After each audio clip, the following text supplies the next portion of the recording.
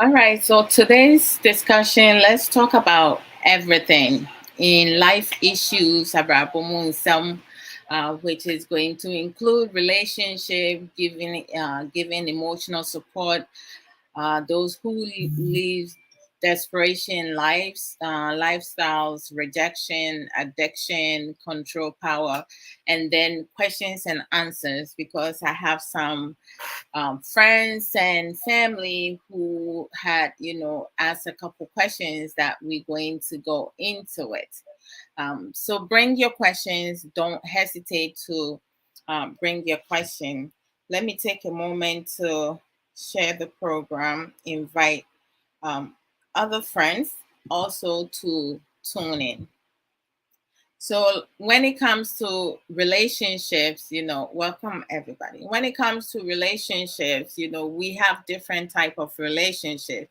There are many type of relationship, which include family relationships, friendship relationship, acquaintance relationship, and romantic relationship, which I have spoken about it in the past. So it's like, if anybody interested in hearing what I talk about in more details, you can go and check it out on Facebook or YouTube. You can find that, or you can learn it yourself. Self education is really important. Um, Google has basically almost everything. Man of God, we go akaba apomu ete saying, hope say yes, I do need to um, Brother David Kofi. Hey, Brother Papa Joe Wilson, me who watch you, Apomu saying it's good to see you, Pa. Hope say yes, so I do sure. So I'm not going to in the previous years I spoke about different type of relationship. Today I'm going to be focusing on listening, having effective communication versus staying in silence. There are certain things that you better off not to say nothing at all, and there are certain things that is crucial for people to share their feelings.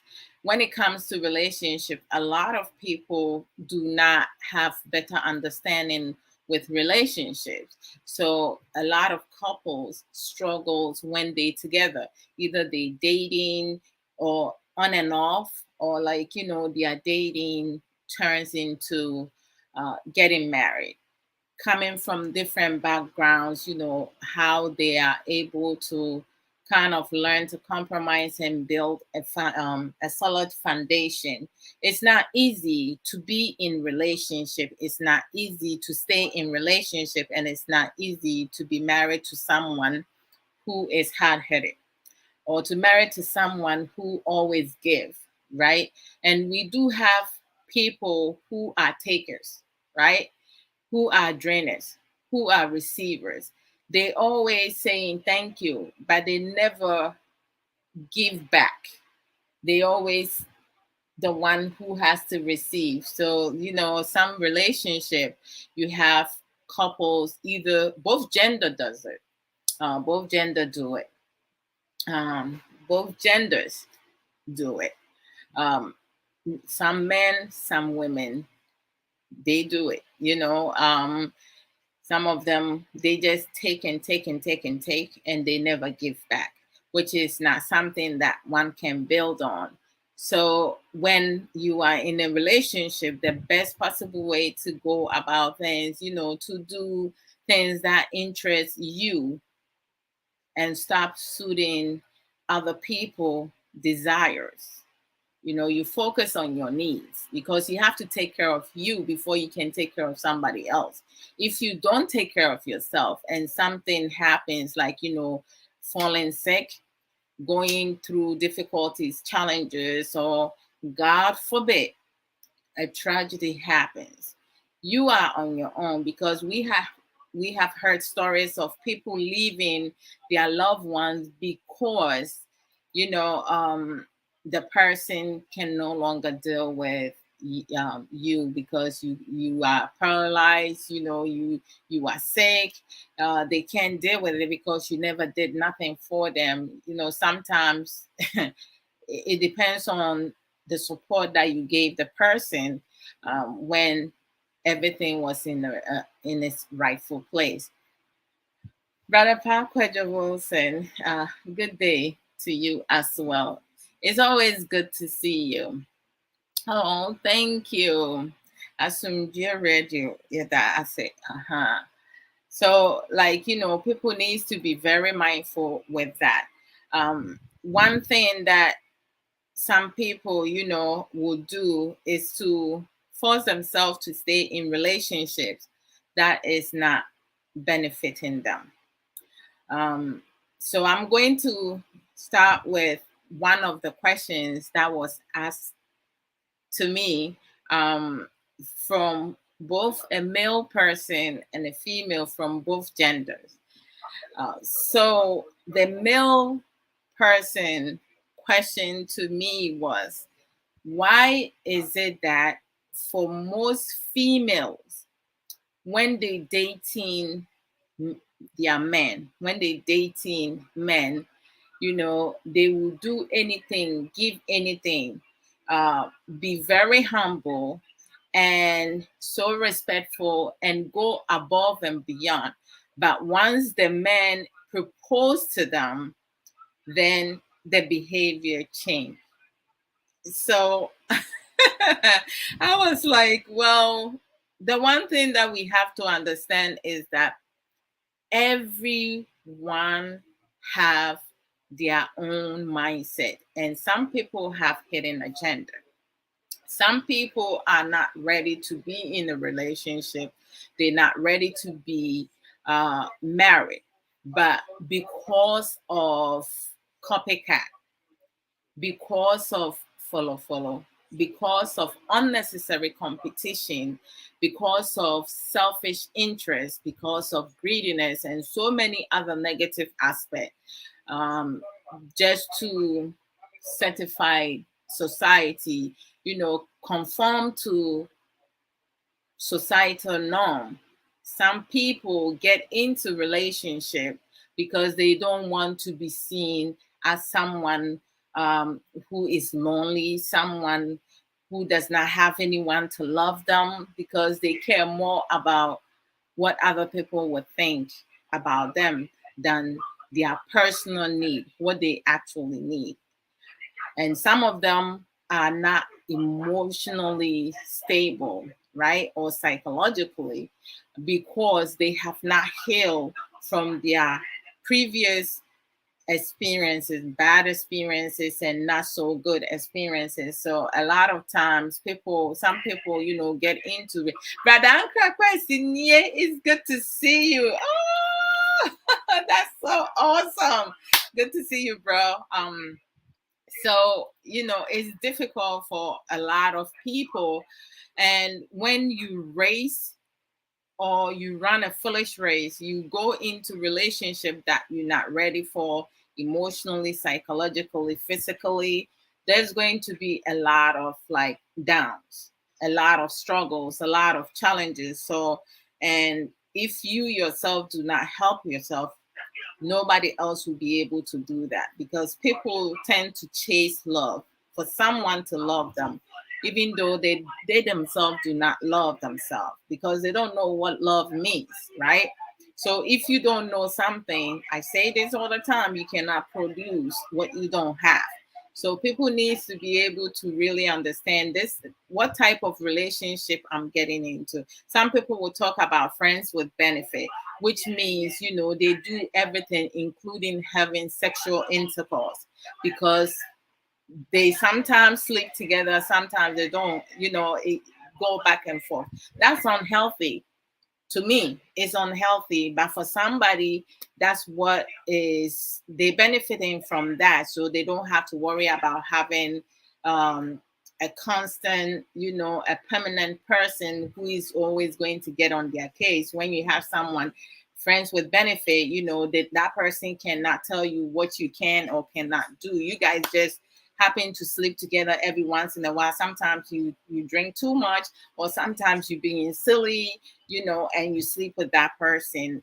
If that is healthy for you, that's on you. So to answer my brother's question, this is some of the things that play part in some women, like they kind of like mellow to you and do whatever and be humble, don't show their true colors, do not reveal their hidden agenda and be with you because you are so nice, you are a giver and you are someone that they see you as a married material, because we each have our understanding and emotional intelligence, our critical thinking, how we understand how a husband should look like. Some people do not even look for the characteristic, your personality. What are some of your pet peeves?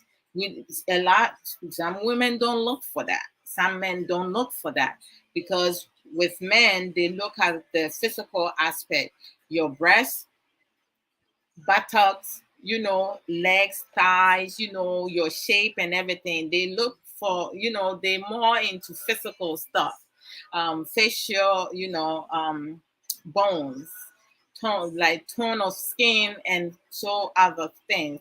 And then for women, we look for the emotional stuff. So you have some women who can pretend to love you, to care for you, and they will tell you anything, everything that you need to hear. But once you put a ring on them, they see you as, you are locked, you are theirs. So now it don't matter if you a cheater or whatever, because you go out, you're gonna come back to them. But because you put the ring on their finger, like they don't need to do all the things that they were doing to get you to put that ring on the finger, right?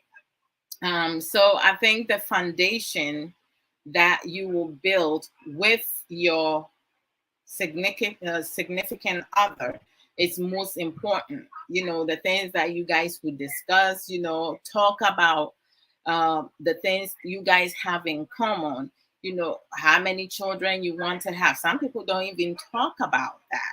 And then after they get married, that's when they want to talk about, I want 4 children, she wants 2 children. So now there's a conflict, right? So there are some things that needs to be addressed and discussed, and the two of you needs to be able to use your active listening, making sure that you're paying attention through effective communication.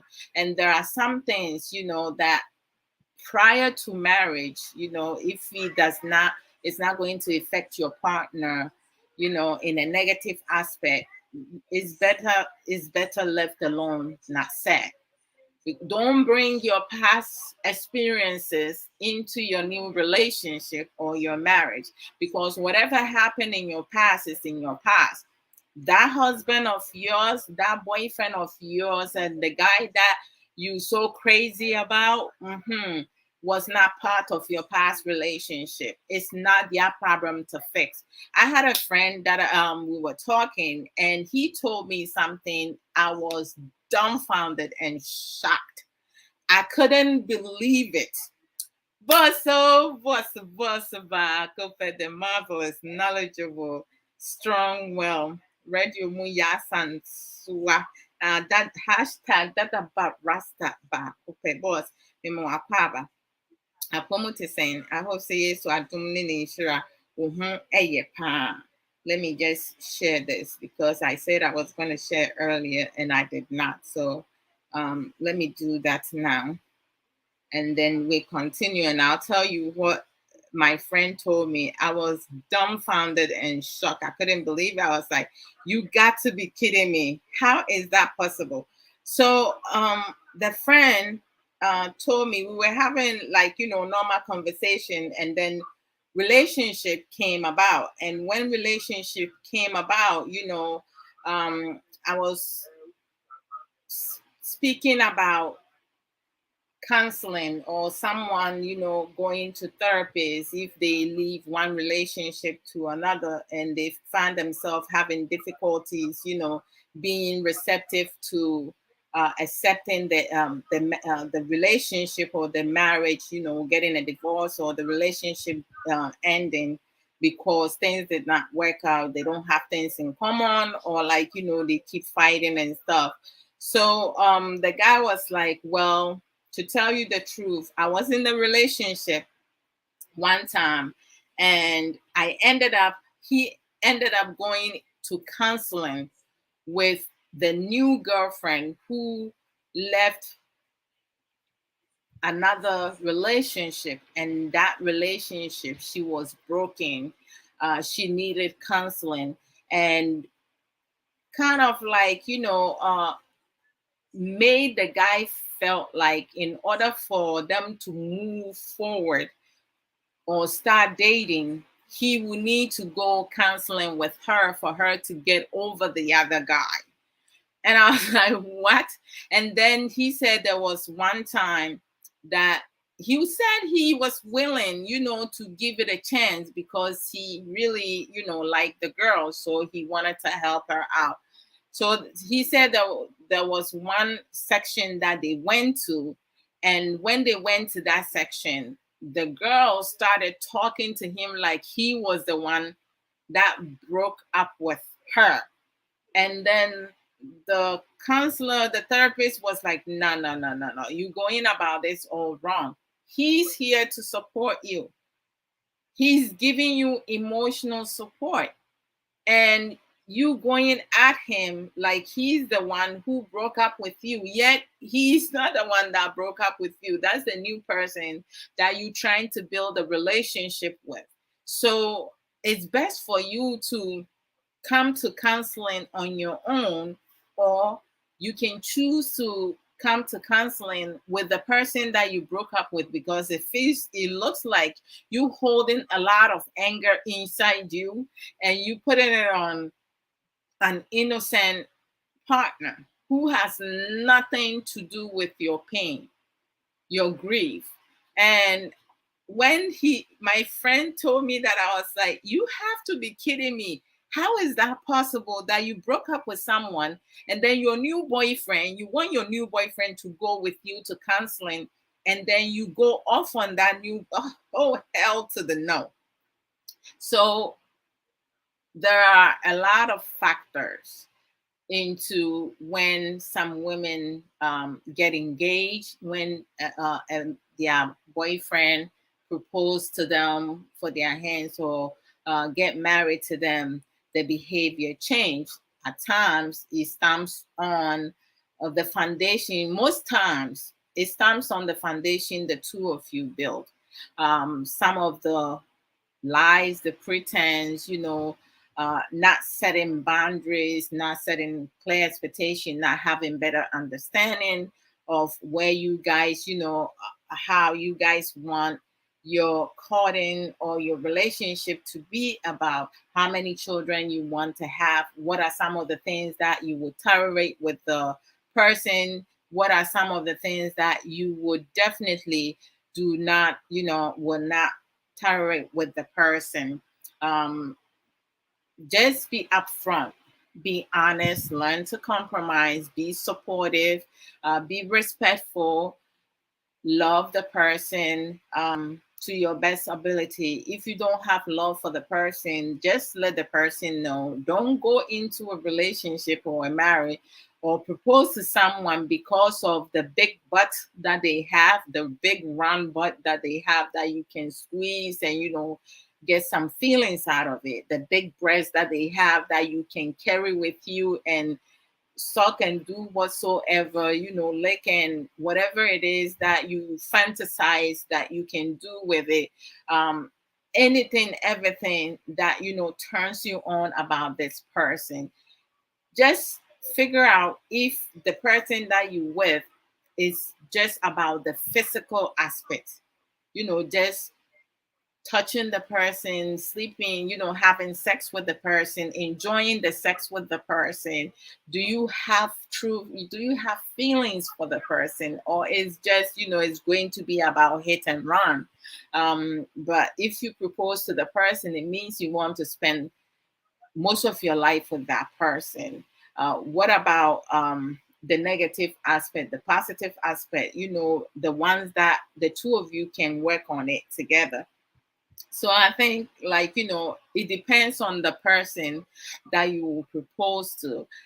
We have heard stories about women changing, but what is causing that? Because most women change based on the treatment that the men that they with is giving them, the lack of attention that's being given to them. Uh, the conversation, lack of communication, lack of just being able to um, laugh with one another. There's nothing there beside having sex together. Nothing else happened. So it's like once the physical aspect is no more, and then as time goes on, sometimes no, that might decrease on the men's side or the women's side, depending, because as we get older, our body changes. So a lot of things are not going to play out as before. But the guy was like, Adjo, though you're not understanding.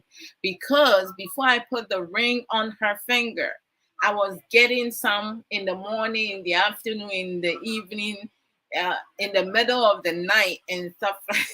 So I was like, well, if someone is willing and desperate, because they are running a foolish race, all their friends are married, all their family members are married, everyone that lives around that person is married. Of course, she's going to do anything, everything to also get married. Really, they don't really want to settle down, but they don't want others to think that they don't have anybody to be with. So, I explained to him, well, um, you have proposed to the lady, you haven't married her yet. So you have to like take time to figure out if this is someone that everything that's happening with her behavior changing, it's best to like sit and have effective communication with the person with sweet talk, not to like to manipulate her, but to be truthful and find out some of the things that she's looking forward, once you guys marry, helping each other, by supporting each other financially and so many other aspects. It's good to build the foundation solid. It's not going to be perfect because no relationship is perfect, and women can have their prince charming based on the boundaries and the foundation that you build, with clear understanding and being able to respect each other's, giving each other's personal space. The time spending is like awesome and excellent, but you also need to give each other personal space for them to also build on their own, because it's never good for a woman to be totally dependent on men, and it's never good for a man to be totally dependent on women. So it's like you have to have your space, some type of independence. Being in a relationship or being married should not take your freedom away. And then our sister's question to me was that if you are married to a man, that you guys enjoy each other for many years, and then it has gotten to some time whereas the man is not looking at you as he used to look at you, like drooling, and the sex has gone down, down, down. It's not like it's happening once every month to 2 months, and she's not understanding because she dresses sexy in the house. She wears things that expose her thighs, within the house. Sometimes, like will bend down in front of her husband, but the husband is not even giving any cues like, he's interested, like, and she doesn't know what to do. She feels like she's living with a roommate. So my question, and I discussed this with Kay, and Kay was like, um I'm trying to dissolve somebody's marriage. And I was like, no, I'm not trying to do that. I just spoke the truth. So I asked my sister two questions. I asked her, this is what I said to her. You have to look at it this way. You have to ask yourself how you feel about your husband. What are you getting out of that marriage? Are you happy in that marriage? Everything that's happening, is it worth working at the marriage? Or you'll be more at peace walking away? So when I asked the last one, when I said the last one, Kay was like, no, I was like, no, I just throw some questions to her. So she has to like figure out what it is that where she's at, what it is that she needs, because I'm not going to kind of like play it in a way to suit her desires, because a lot of people focus on their desires versus the need, right? For me, I focus on my need, because if I'm in a relationship or in a marriage and I'm not happy about where I'm at within my marriage, I need to be able to, like, figure out if I'm just comfortable with where I'm at, or I can do better. I'll be able to work on the marriage or the relationship that I'm in, or I will be better off walking away. So when you know yourself that you'll be better off walking away, and the relationship don't suit the person,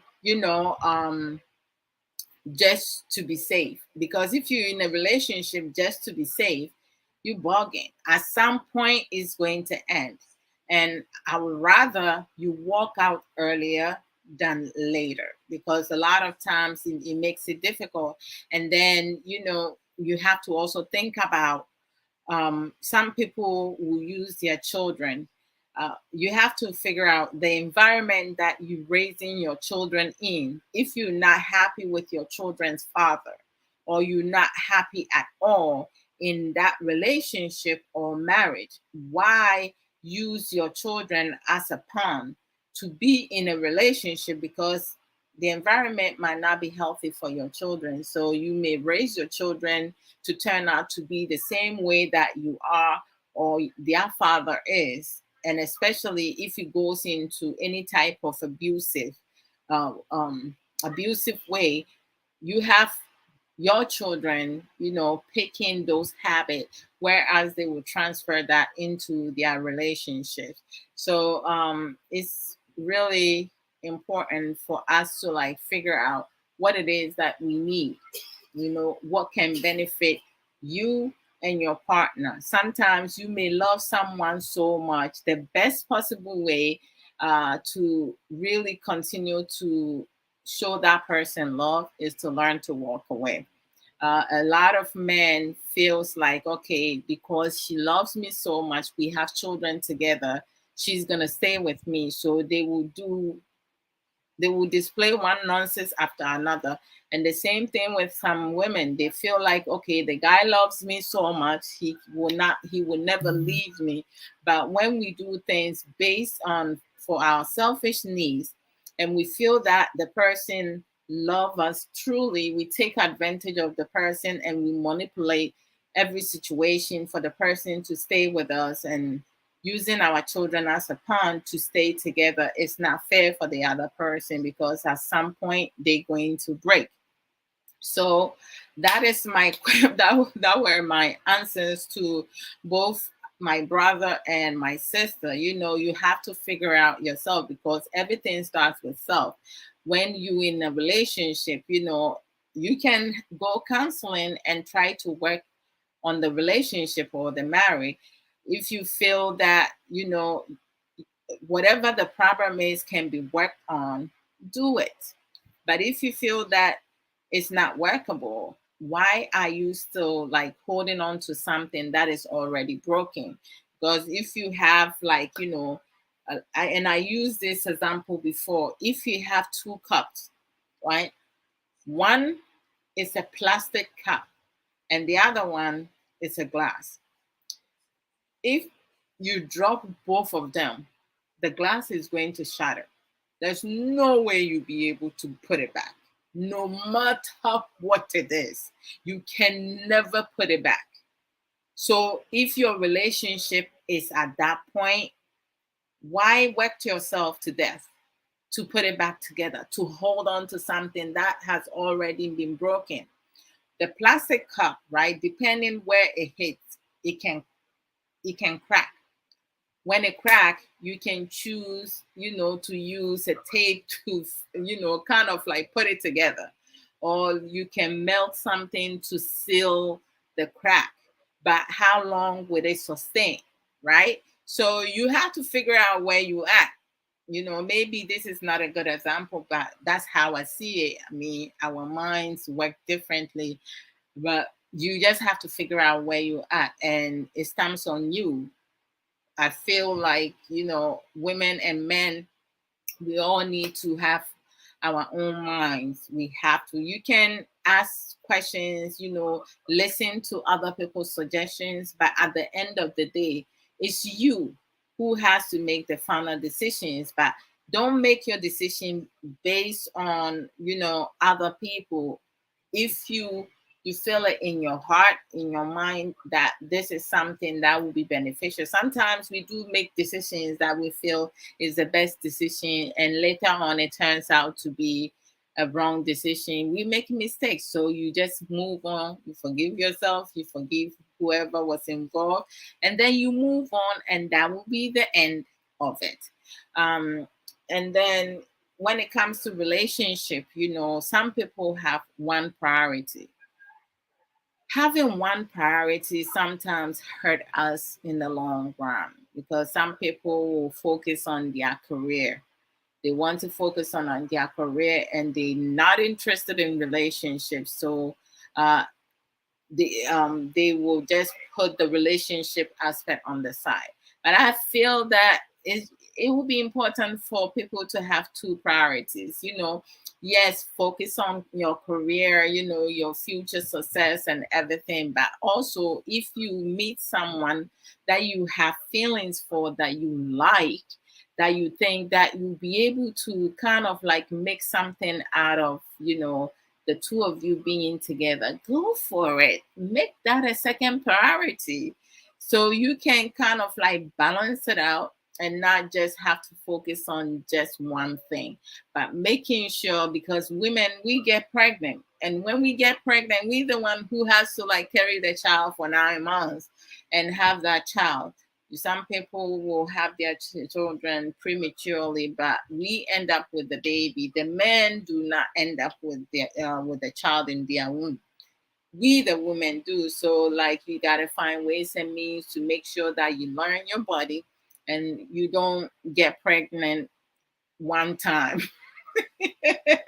Just figure yourself out. But overall, I just feel that the time couples spend together should establish a solid foundation, and people do and then you do something together and have space for your give yourself space for personal time. It's always important, don't kind of like entrap your husband or your wife or your girlfriend or your boyfriend, and you always in their case, being obsessive or possessive. You want to know wherever they are, and you don't want them to have their own life, which is crazy. I don't know how people can live in that kind of environment, because it's never good. So figure out what type of relationship that you're in. And you do have most women, they change. once they get married, because some women do get changed once they have two children or three children or four. And then they will use the kids, everything they have to take care of the children and stuff like that. I mean, did you come into the marriage to have children and then desert your husband or the children father? So it's individuality. Everyone is different. Some people get into relationship and marriage because they want a companion. Others get into relationship and marriages because of money, material things, and property. So you, as a man, you have to figure out who you getting married to. As a woman, you have to figure out who you getting married to. It's your choice. So figure it out. Other people cannot fix your problem for you. You have to fix your own problems. And it is what it is. All right. So let me move on to um, rejection. Yes, I do have rejection, right? Oh Lord. Okay, so sometimes, a lot of times, oh, actually, let me go into rejection, and then I'll go into emotional support. So, like, what are some of the things, in life when you go through rejection, right? What does rejection does to a person? When you love someone, you care for someone, you interested in someone, and you open up to the person and you express the love that you have for the person, the care that you have for the person, and the person rejects you, right? We do have different type of rejection. You have some people who will not tell you from the beginning. They will play with it, they will work with it, and then it gets to a point where, as you are madly in love with that person, they tell you they're not interested in you. That can kill a person, right? And then you have those who tells you right there in the beginning that they're not physically attracted to you, they're not emotionally attracted to you, they don't like you, period. They don't even want to be friends. I mean, ouch, that must hurt, right? But especially if things happens in the midst of other friends, or like um, during socialization interaction out in the opening, you know being rejected, can bring up anxiety, jealousy, sadness, depression, anger, rage. It can bring out a lot of emotions, and most of them are going to be negative, grief, and it will put you down, right? It will reduce a lot of like impulses. You will start having different type of impulses. It can even contribute to you being aggressive, towards someone who has nothing to do with the rejection. Your intellectual tasks that you do, you will not be able to focus in doing things that you normally can do it easily, because you are so bothered about being rejected by someone that you fancy the person, because you love, you have feelings for the person. When it comes to women, when a woman is rejected, the hurt feelings of of sadness, it kind of like heighten depression symptoms, right? And then the anxiety also shoot all the way. You become insecure, and you feel like you're not as attractive as you think that you were. You, you go through a lot of emotional cycle that some people are able to come out of it through family support or friend support, other people are not so able to come out of it. Some people will likely end their life because they feel lonely. Other people will end up in a psychiatric ward. Other people will go through a lot of emotional coaster. For men, when men are rejected, right? Their response are opposite women. In terms of when it comes to, being depressed, some men also get depressed, right? After they get rejected. But most of the behavior that kind of like display is aggression, right? And then that aggression will be towards the person who rejected them. So it really makes them feel unappreciated um, and unimportant, which is something. But if you're already in a relationship or you are married and you get rejected, especially a lot of men express of being rejected in the bedroom because their baby's mama or their wife will tell them or their partner will tell them that they're tired, so they cannot have sex with them in the night, in the middle of the night. They don't want to be touched and stuff like that. It makes them feel unmanly, like they feel like uh, the wife no longer finds them attractive, and they are unimportant. So some of them, their reasons and excuses to go outside their marriage is because,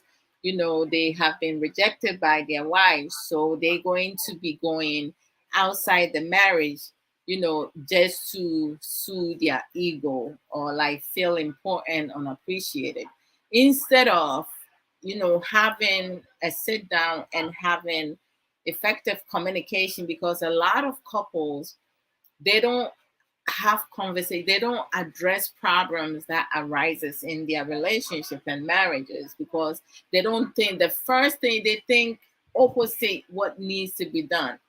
You have a women who have best friends or like some family members that they close to, they will speak to everybody about the problems that they having in their marriage or their relationship, with the exception of speaking with the person that they in the relationship with. The same thing with some men, they will go to their friends, and trying to get some advice and stuff. And some people, because they have not experienced it, some people do have knowledge. Not every married couple, have the intelligence and the understanding of how relationship works. Some people are single and they are able to give awesome, great advices regarding relationship. So it's like you just have to be able to use your critical thinking. People advices to you if you feel like speaking to other people is going to be beneficial for you, but the less people you talk to, the better you'll be able to mend your relationship or like, work on any type of rejection that came from the opposite um, sex or your marriage, within your marriage or relationship. Just trying to solve your problem by working together. Teamwork is really important when it comes to working on relationship. Oh my goodness, Sister Diana A. Ado. Mihu Acho, welcome. Apomo to say it's good to see you. Oh, Akuma, Akonofo, Akuma Honfe. Oh, Akuma Metosu Anoma, sorry, Sister Fienshira Memo Apava. Mihu Machapa. Oh, it's good to see you guys today. Brother George Owusu Apomo Etiseng Mimawo Akwaba.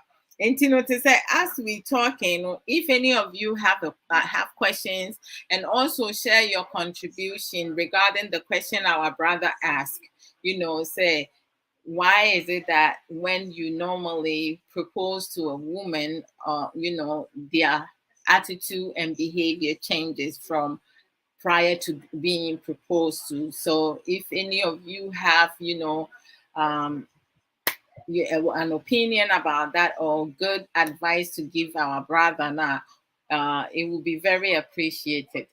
Let's help our brother out. And then our sister, she's suffering. Her husband is no longer sexually attracted to her. That's how she sees it.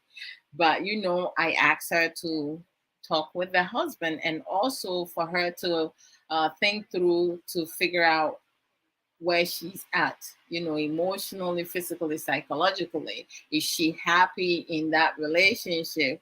And is she in the place, the relationship, is it in the place that she can mend it, work on that relationship? Because, for me, I can give advice, but don't expect me, because you're going to do the work. I cannot come and do the work for you, because everything stamps on us. If I'm not willing to work on my relationship or work on myself, because sometimes a lot of divorces and broken relationship, the woman or the man will blame it on their partner. But then when you really, really go beneath it, it's the person who's complaining the most who is the problem. That's why a lot of them avoid working on the problem itself. They don't want to work on the problem because they don't know how to do that. Some of the things that, when you feel rejected in your marriage, in your relationship, or like, when you're interested in someone before the relationship even start, when you feel rejected, that you can use to cope with the rejection is you always need to keep putting yourself out there. Don't shy out. Don't isolate yourself because you were rejected. Maybe you were not meant to be with that person. So just take time to heal. Make sure that you don't jump from one ship to another that quick. When you are not fully healed, right? And you get into another relationship, you're going to be talking about your bad past experience, your rejection, because the more information we give to people that we are interested in after being rejected or after not getting to be with the person that you fell in love with, or the someone that you really deeply have uh, great feelings for, when things go south, the person will use your own words against you. So the little that you say, the better. Sometimes silence is golden. You just keep things to yourself and you don't give too much information, just trying to self educate yourself. Do self regulation, learn some coping skills. You have to strengthen your emotional resilience. A lot of people, like, when they get angry, when they get upset, when they get sad, when they grieving, and so many other things, they very loud.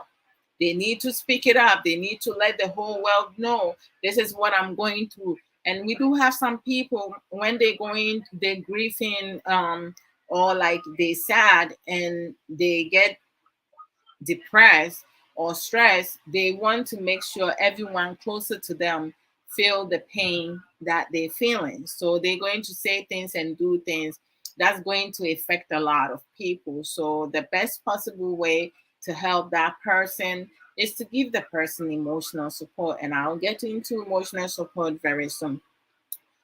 One thing that a lot of people, in when it comes to relationships, marriage or whatsoever, when they going through some type of emotions, they blame themselves. Never ever ever blame yourself for anything that does not go well. It's never your fault. If your husband, if your boyfriend, if your girlfriend or wife, or your friend or some family members or people around you that you think they care for you, and you find out that they were pretending. They two-faced, they greedy, jealous, envious, so many things. And it's not you. The problem is never you, it's them. So do not blame yourself, because that's what people want. People want you to, like, when things does not go well, they want you to, like, they will speak to you and say things that will make you um kind of like cave in and be like, maybe it's my fault. Well, it was my fault because I didn't do this. I didn't. No, no, no, no, no. Do not blame yourself. Okay. Being rejected is something that happens naturally at times, depending on the person's emotion, where the person is at. Some people reject other people because they're not ready to be in another relationship, right? And then some people reject other people because they already in a relationship, but then the other person does not understand why. I mean, I had an experience with a guy, and I told the guy, I'm married. And you would think, you tell the person you married that the person will be respectful enough and walk away. But there are some guys out there, they see married women, and the married woman tells them, I'm married, and they still coming at you. They still want to get with you. And I'm like, is this person in the right mindset? Because that's somebody's wife. You have a lot of men who do not want their wives or partners to be with somebody else, to cheat on them. But you have some of these same men who does not want another person to be with their wives, sleeping with other people's wives and partner. So what that makes you to be? You want to take what is somebody else's, but you don't want somebody to take what is yours. That is selfish. I don't get it. Sometimes you hear some people saying, oh, me, I like to have a virgin. But you sleeping with other girls, right, left, back, center, everywhere. But you looking for a virgin. So what are you saying? Does it make any sense to you? You dysfunctional. So it's like, sometimes people say certain things and then they doing exactly what they saying they don't want other people to do. So respect yourself as a man, respect yourself as a woman. If you will not be able to be faithful to the person that you with, don't get into relationship. But you know what? You do have some women, it don't matter if the man is a cheat, which is a choice. They will be with the person, and then as time goes on, they come in and crying, he's unfaithful to me. How is that my problem? It's not my problem. You knew that before you got engaged to him. You knew that before you got married to him. You knew that before you stopped popping babies for him.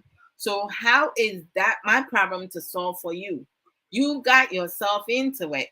The same way you got yourself into it, you can get yourself out of it. Sister Sika Etiquette. Apomote says, Memo Akwaba, Sister Sage Williams, Nie, Mamunso Akwaba. It's good to see you guys. So, never blame yourself when you are rejected. Just focus on you. Try to fully heal before you jump into another relationship. And it's always good to acknowledge the pain that you're feeling, the grief that you're going through, the loss, and every emotions that's going through you. Sometimes grief can turn into hatred, rage and other stuff. So just make sure, say, your emotions, you get your emotions under control, and you do not do anything that will bring that will cause an issue in the long run, because some people get themselves in trouble because they felt rejected. They want to do something to hurt the other person, and then they may end up getting into really big trouble. It's Sika Antonio said, some women think they can change a cheating man through marriage, forgetting that a leopard never changes its spots. Sister Sika, I tell you, I mean, I just don't know. That's part of the dysfunctional mindset, right? Once a cheat, always a cheat. You do have like maybe 1% of cheaters who will be able to change, but that will be on him, right? Or her. You would never be able to change anyone. For me, I can change me, Adraodo, if I choose to change, right? And I have changed over the years, because some people who knows me in real life, they know how I am. Like, you're not going to, like, start shit with me and get it off easy. But I have changed over the time, but my eyes is shining. I have become smarter, right? I'm not as naive as before. I am not as, timid as before. I'm independent. I have been independent since age 18, age 19. You know, I've been working from age 19. So it's like, I take care of me. That's me. I'm not looking for, even when in my teenage years, well, 19 is in teenage, but in America, you adult. In my 20s, 30s, I never, my ex, I never asked for money to buy panties, to go buy dresses, no. I got things for myself because I know that I'm capable of doing that, because I don't want anybody telling me what to do. I will listen. I will work with you, but if you want to control me, it's not going to work. That's not me. Then you with the wrong person. So, like, some of the things that you can do to cope, rejection, is just always acknowledge. Make sure that you do acknowledge, the pain that you're feeling, the loss. It's okay. We all go through some of that. So when it comes to relationship, you have to figure out if you want to be in relationship, if you want to stay married, even though you're not happy, but because you want to prove to the world that you are married or you're in a relationship and others are not, and you dying inside, or would you rather stay single and be happy and live your life to the fullest, and have feelings of balance and unbalanced, just kind of like lined it up, right? When it comes to relationship, there's a lot of emotional support that is required, right? Because emotional support is part of stress reliever, and some of our men are not so good with that, helping you relieve your stress, because some men get into relationship for nothing, with the exception of the physical aspect: sex, sex, sex, sex, sex. I said this, sometimes sex cannot put food on the table. Sex cannot put clothes on you. Sex cannot get you panties to wear. Sex, like, you people can choose to have sex, but if you're having sex and you're not working, you're not doing anything, nothing happens. But time keeps on moving. Nobody can stop time in this world. No matter what you do, what you try, no one can stop time. Because this morning, Sister Security K came and did a program, and y'all need to go watch it because she keep it real. I cannot get time. She cannot get that time back.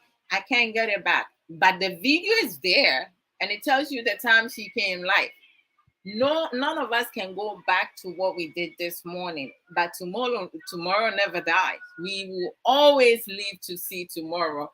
However, if your time expires, you will not see tomorrow. So everything is up to us. We need to be in control of ourselves.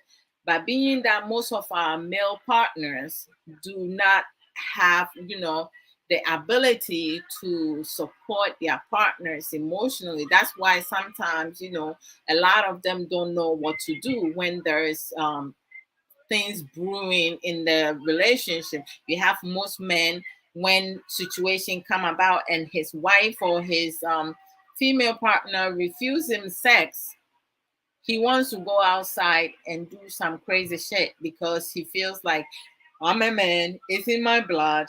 That's your choice to go about it and do, right? People show emotional support for others by what? Offering general encouragement, compassionate, being kind, being respectful, being there for the person. Sometimes just, listening to what the person is, talking about. You don't have to say nothing. Reassuring the person that it's going to be okay. It's going to be difficult. There's going to be challenges. But at the end of the day, as time goes on, people heal. We lose loved ones that pass away. In the beginning, it's going to be very difficult. You have some of us who will cry, others who will not want to eat anything, others, it will take months, it will take weeks, days, weeks, months, years, like they always have the person here. Some people will kind of like think about all the good things that they did together and hold on to that good memories to help them be able to heal. Others never get back to how they used to be because they lost a part of them, depending their feeling for the person or how the person meant for them. So a lot of these things, in terms of, showing being showing some empathy, sympathy for the person.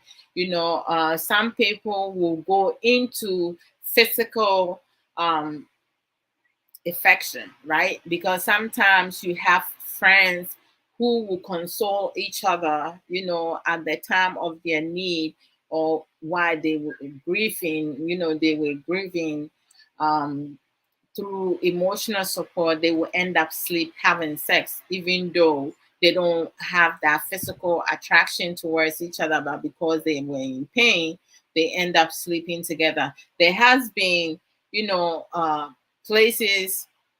I had a friend who one time, shoot, people do stuff who one time mentioned that they had a family member who passed away, and you have a lot of family from each side, the husband and the wife side, and then some friends and neighbors who came to the funeral.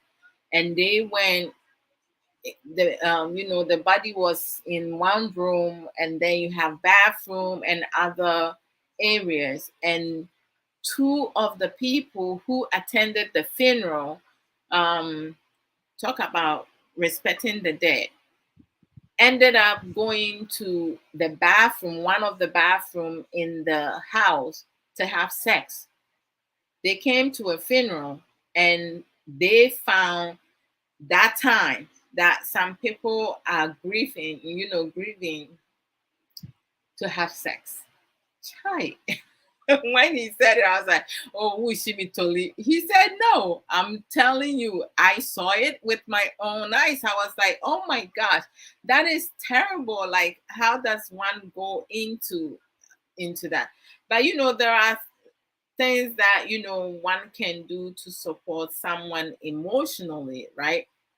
Uh, Supporting someone emotionally, sometimes, not saying anything, you know, um, can really benefit the person. So just remember to use your active listening and validating their emotions, just let them know it will get better.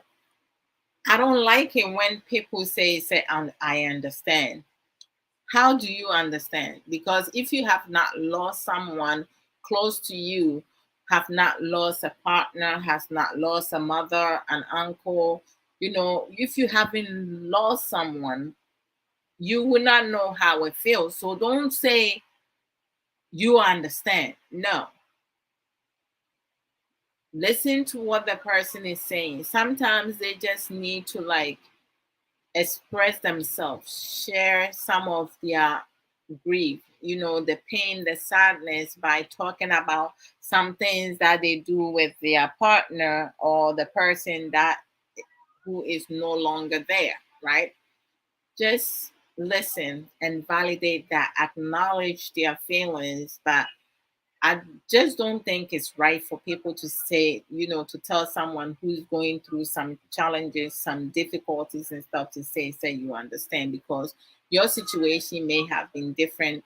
You may see the other person not as big as yours, but for that person, it might be the biggest thing. So don't say you understand, because it's not the right word to use. That's my personal opinion. So I never use that. I normally use my active listening and acknowledge what they're feeling, because some people will go off you if you tell them you understand. Be like, how you understand? Don't tell me you understand. You don't know what I'm going through. Like, I'm just going to stay away from that. Emotional support, we all know, is part of an expression of empathy, right? Caring for someone and loving someone. Some of the examples, when it comes to emotional support, is having a family member who is going to be there, a friend, a good friend, who is always going to be listening to you, what you need, and not judge you. Um, Kind of like instill hope in you, just give you positive encouragement for you to get back on your feet at the time of your uh, challenging time.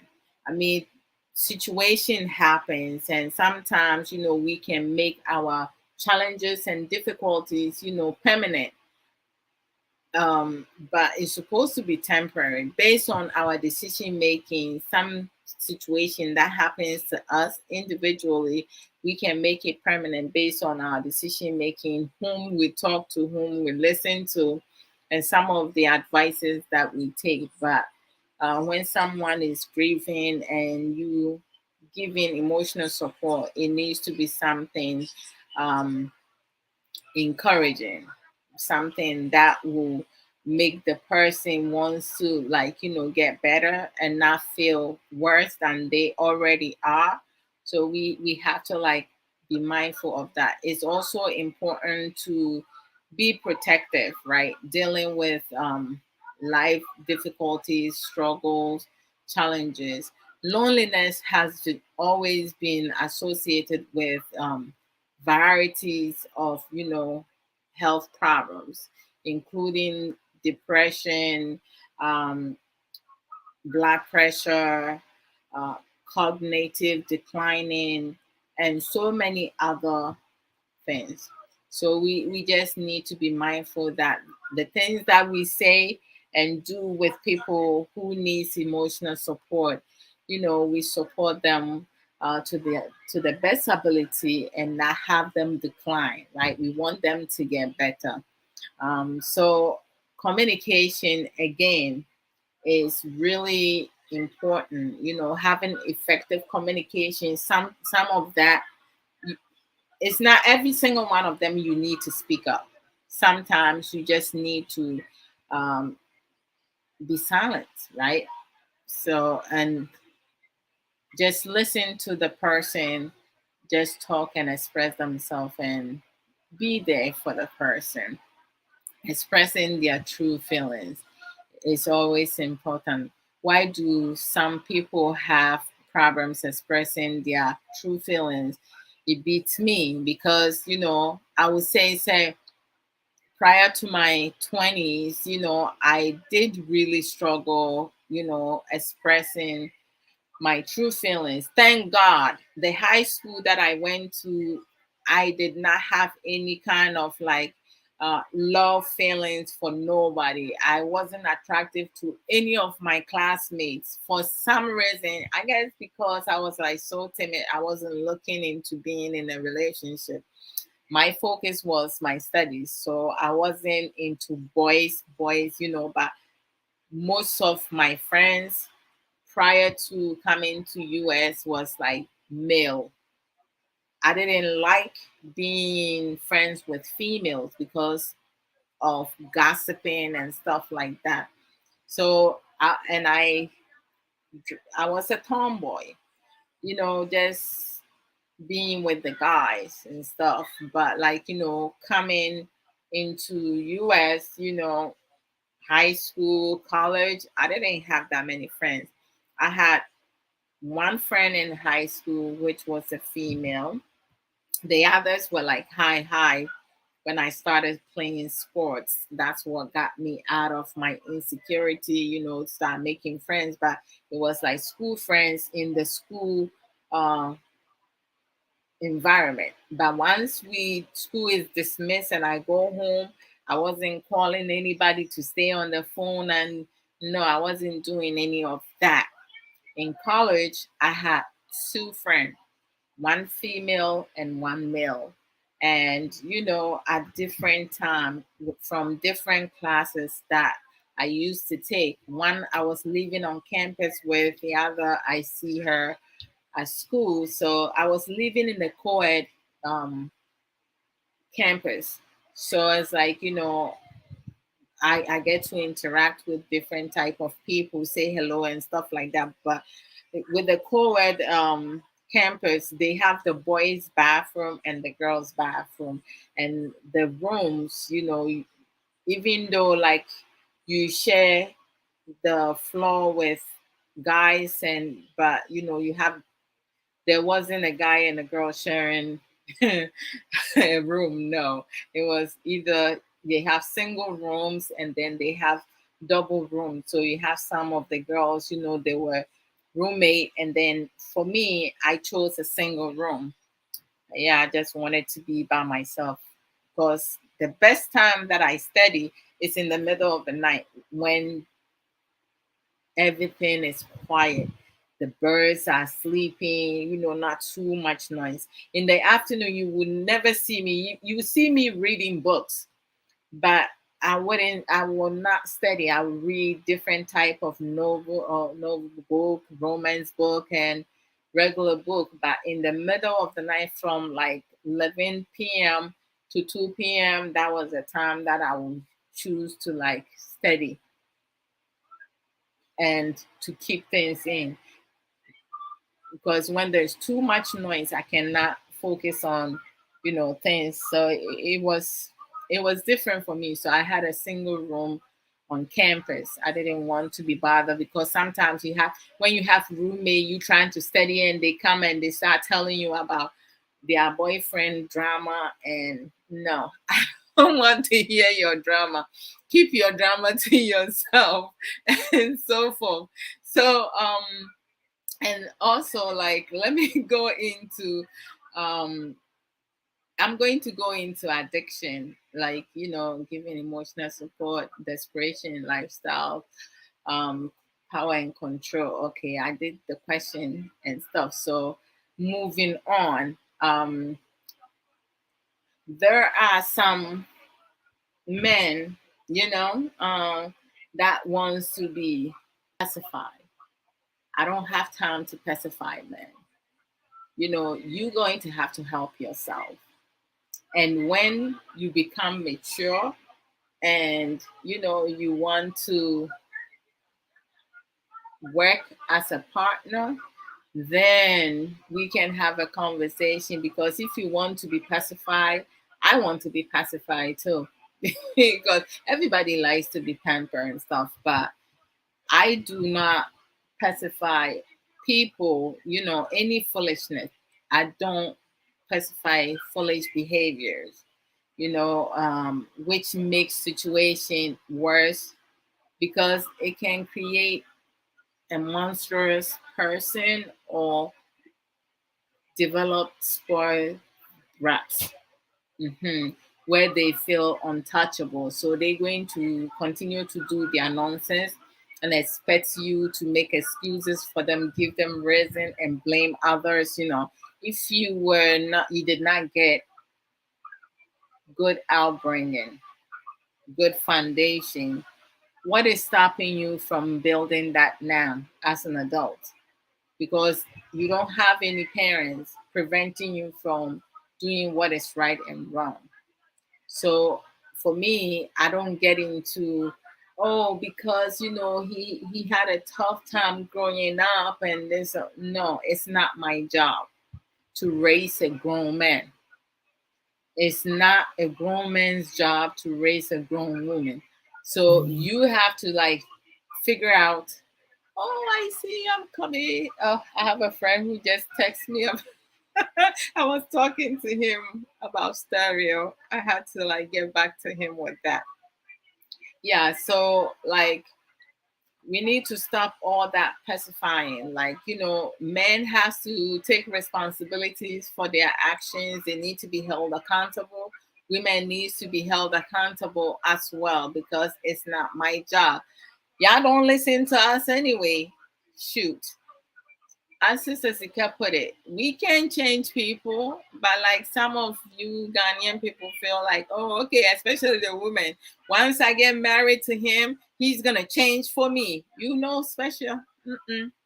So don't think someone's going to change for you unless the person wants to change for themselves. They're not going to change for you. So you need to recognize that. Okay, so moving on to I'm going to save addiction for last because that's one of my favorite one. So I can kill it.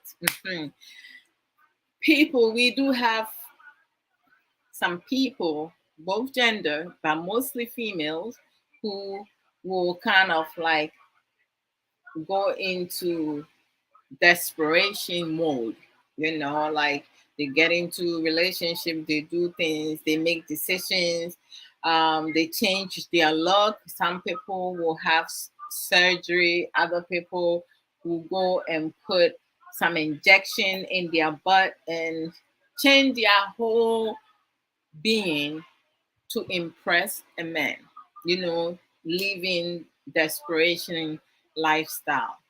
I mean, I don't know why people have to go to that extreme. Um, Most times, such people lack of security. They are insecure about their look, their whole being, their body type, the shape that they have. For me, like when I look at my pictures in my teenage years, uh, when I turned 20, in my 20s, in my 30s, and now in my 40s, like, there has been a lot of changes because I went from being uh, slim fit into now having meat. Now, because I was like I was really slim. Some of them was based on my hard work because I used to work out on a daily basis. Every other day I was working out and I kept at it. I used to be able, some people, this may not be enough for them, but for me, it is enough. Excuse me for a sec. It is enough for me. I'm live. You watching? So come and watch me then and support. No, I'm not watching. I just got into we just got into the hotel. Oh, okay. So thank God for that. Later. Bye. Baby sister traveled, so they got there safely. That's awesome. So it's like, and around that age, I was like, all my clothes were like, fake clothes.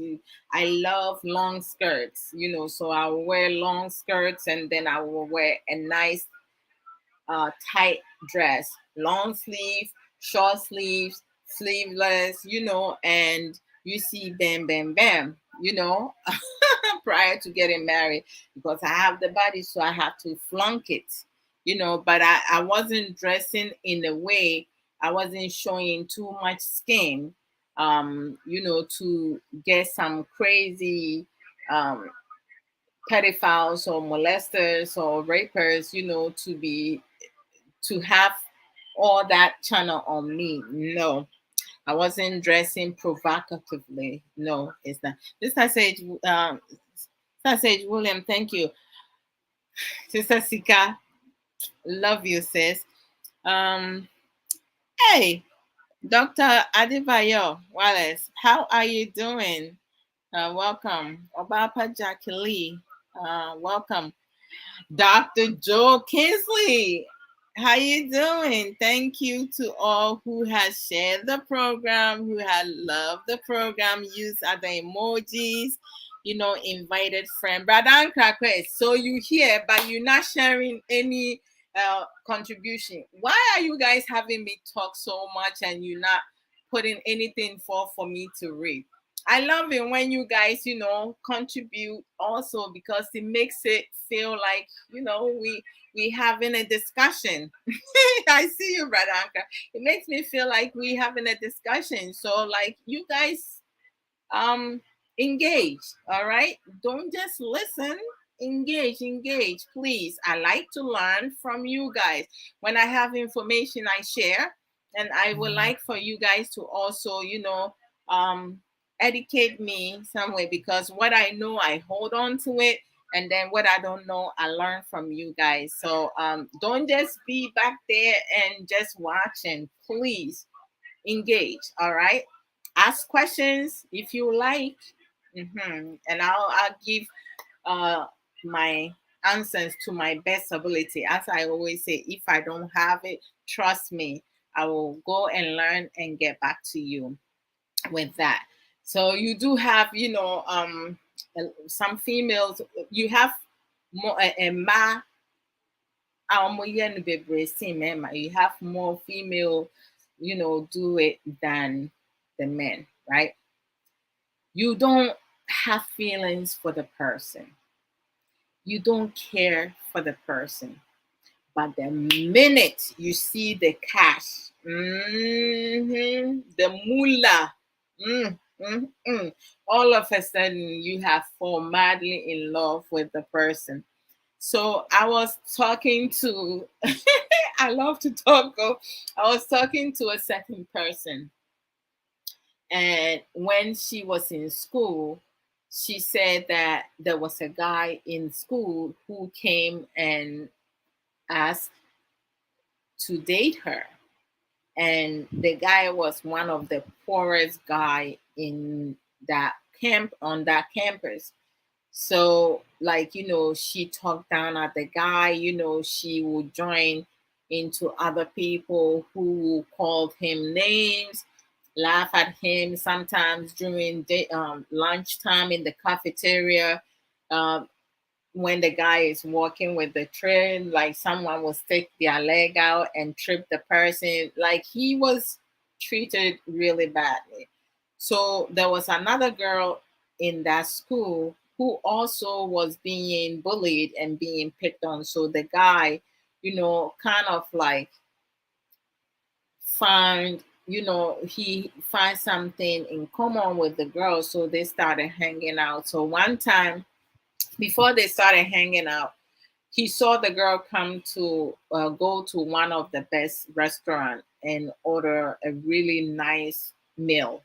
And the girl doesn't have that kind of money to spend that much money on a daily basis. So he was kind of curious. And once the girl got her order, she walked out, and there was a park across, and across the park there's a lake, right?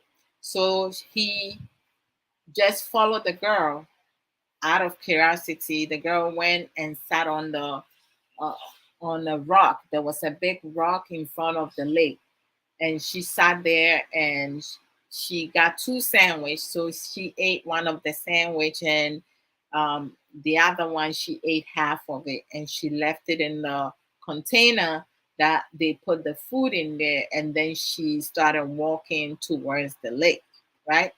So the guy came out of his hidden place and started running towards the girl.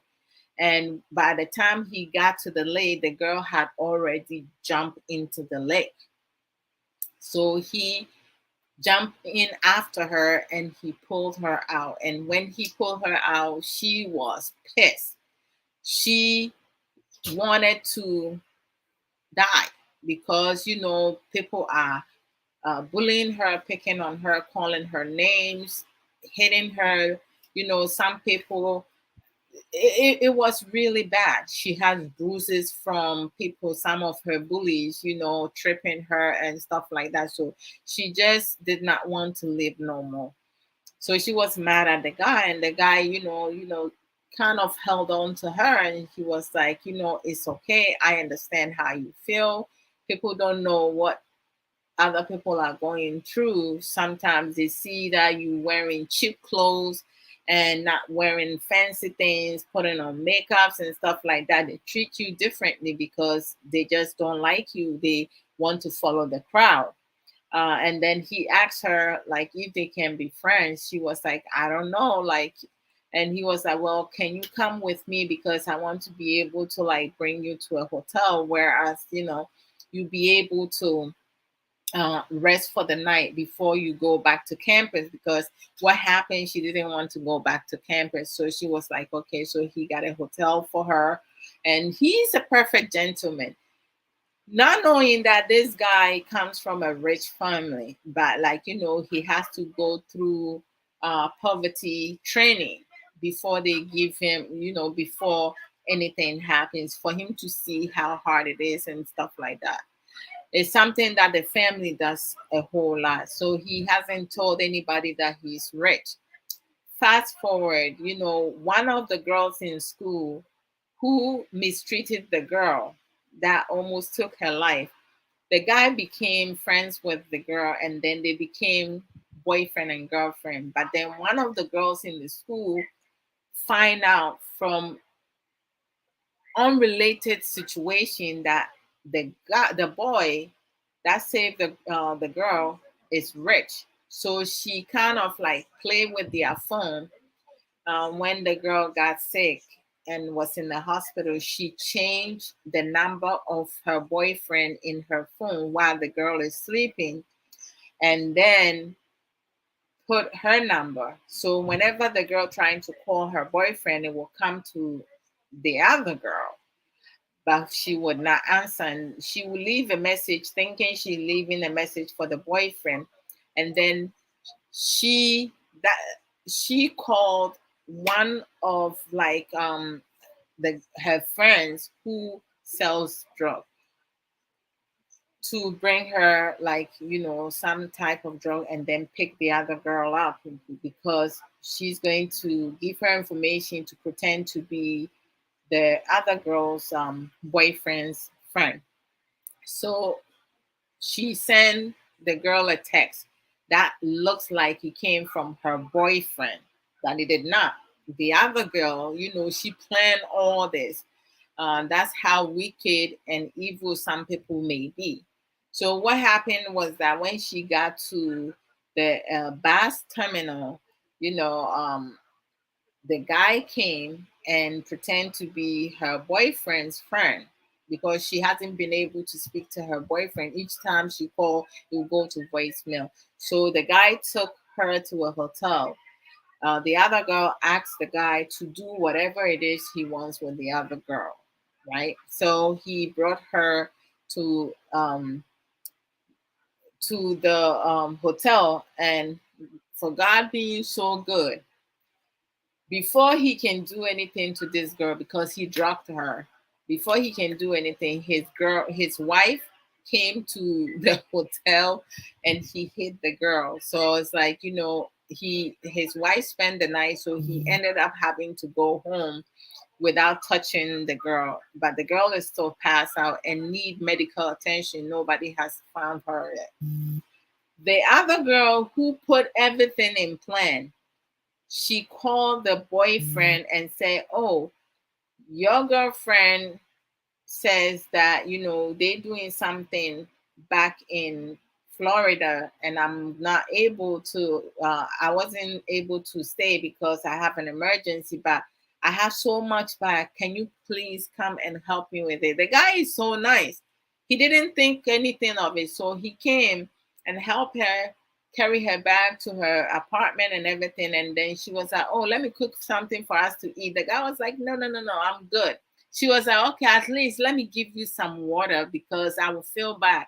He didn't think anything of it. She put some drugs, mix it in the water. And then when the guy took it, he passed out.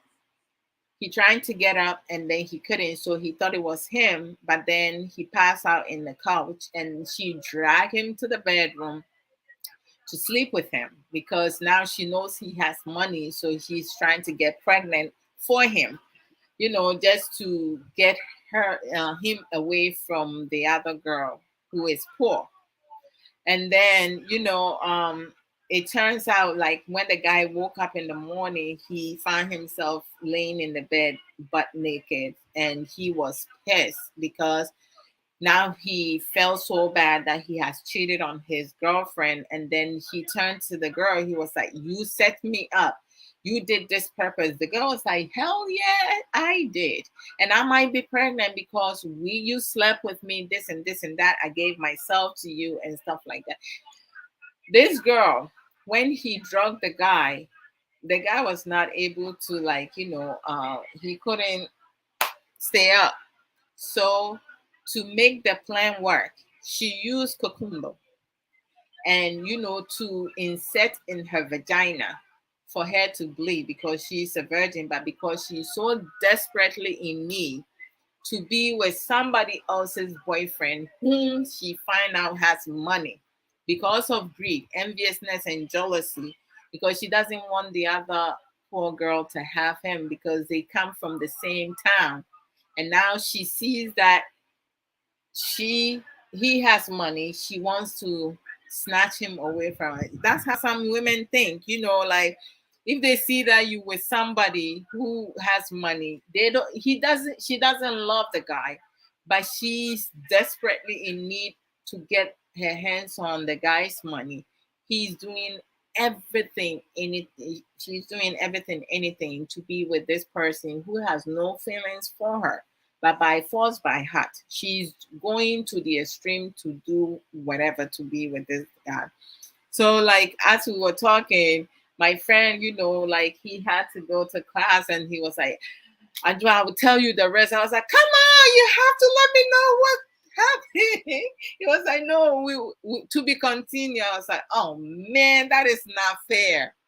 So, some people are desperate. They will do anything, everything, to be in a relationship, to snatch somebody's wife, somebody's boyfriend, somebody's girlfriend, somebody's husband, because they see the person has money. Do you know how that person was able to have money? You don't even know.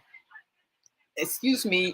You just want to um get things for free. You don't want to work for anything for yourself. So the only thing I think I have to talk about, oh, control and power. Mm-mm-mm-mm. When it comes to control and power, a lot of men, the male, you know, uh, especially in relationship and marriages, like any type of, even our upbringing, the men always, want to be in control and power. And then when you talk about leadership, right? They most of them wants to be in control of power, to demand. to make decisions for their wives, their children, everyone that's under them. So, like, a lot of times it's really important for women to empower each other. When you have your sister, I'm not talking about blood related, any female, is our sister. So, if they're going through some challenges, some struggles, and some difficulties, we need to help them, encourage them, give them positive encouragement. Motivate them, empower them, help them be able to be independent. Being independent doesn't mean say you have to jump on somebody's neck or like, be out there. Be humble, be respectful. Just know how to treat people the same way you want to be treated. You want to do the same thing. It's hands go, hands come. A lot of times I just don't know. So um, people who tend to want to control other people, um, or have power over others, they are narcissists, right? They become, and some of them are coward, some of them are weak, but they use that as a phase, to kind of like mask themselves. Most of them becomes possessive, become obsessed with their partner and the people beneath them. Some of them, it's like whatever I say go. You don't have your freedom to do whatever. You have men who wants to make decisions for women. It's like women, we don't have the right to do whatever it is that makes us happy. The men going to be able to tell us, even when you look into politics, majority of people in positions are men. So it's like when they do make decisions, most of the decisions, the laws, rules, regulations that they make, it benefits men. It does not benefit women much because they want to be in control and power. So when you doing things, making decisions, people that you interact with, people that you follow and listen, some of the things being said or being done, they need to be called on. If it's wrong, it's wrong. If it's right, it's right. Because you just cannot fall into some of these narcissists, the things that they do and say. It's difficult, but then you have people who pretend like they helping you, but when they working against you. So before I go into addiction, I'm going to do some promo first. Let me go into promo. Okay, so uh, there are. Oh, okay, I see. So there are a lot of people. I have other sisters, who also does program on Facebook and YouTube, educative program that we can really benefit from them. And straight up, they tell it as it is. Different topic. We have Sister Sika educate. She comes on in the morning time, in the afternoon, whenever she has free time. Sometimes it could be like just 5 to 10 minutes discussion. She comes and goes, but the nuggets that she puts out there, the intelligence and the knowledge that she has, and she just goes straight to the point. Um, there are a lot that some of us can, learn from her to add to our own knowledge and capability. So whenever you come upon her videos, share the video, support her with stars.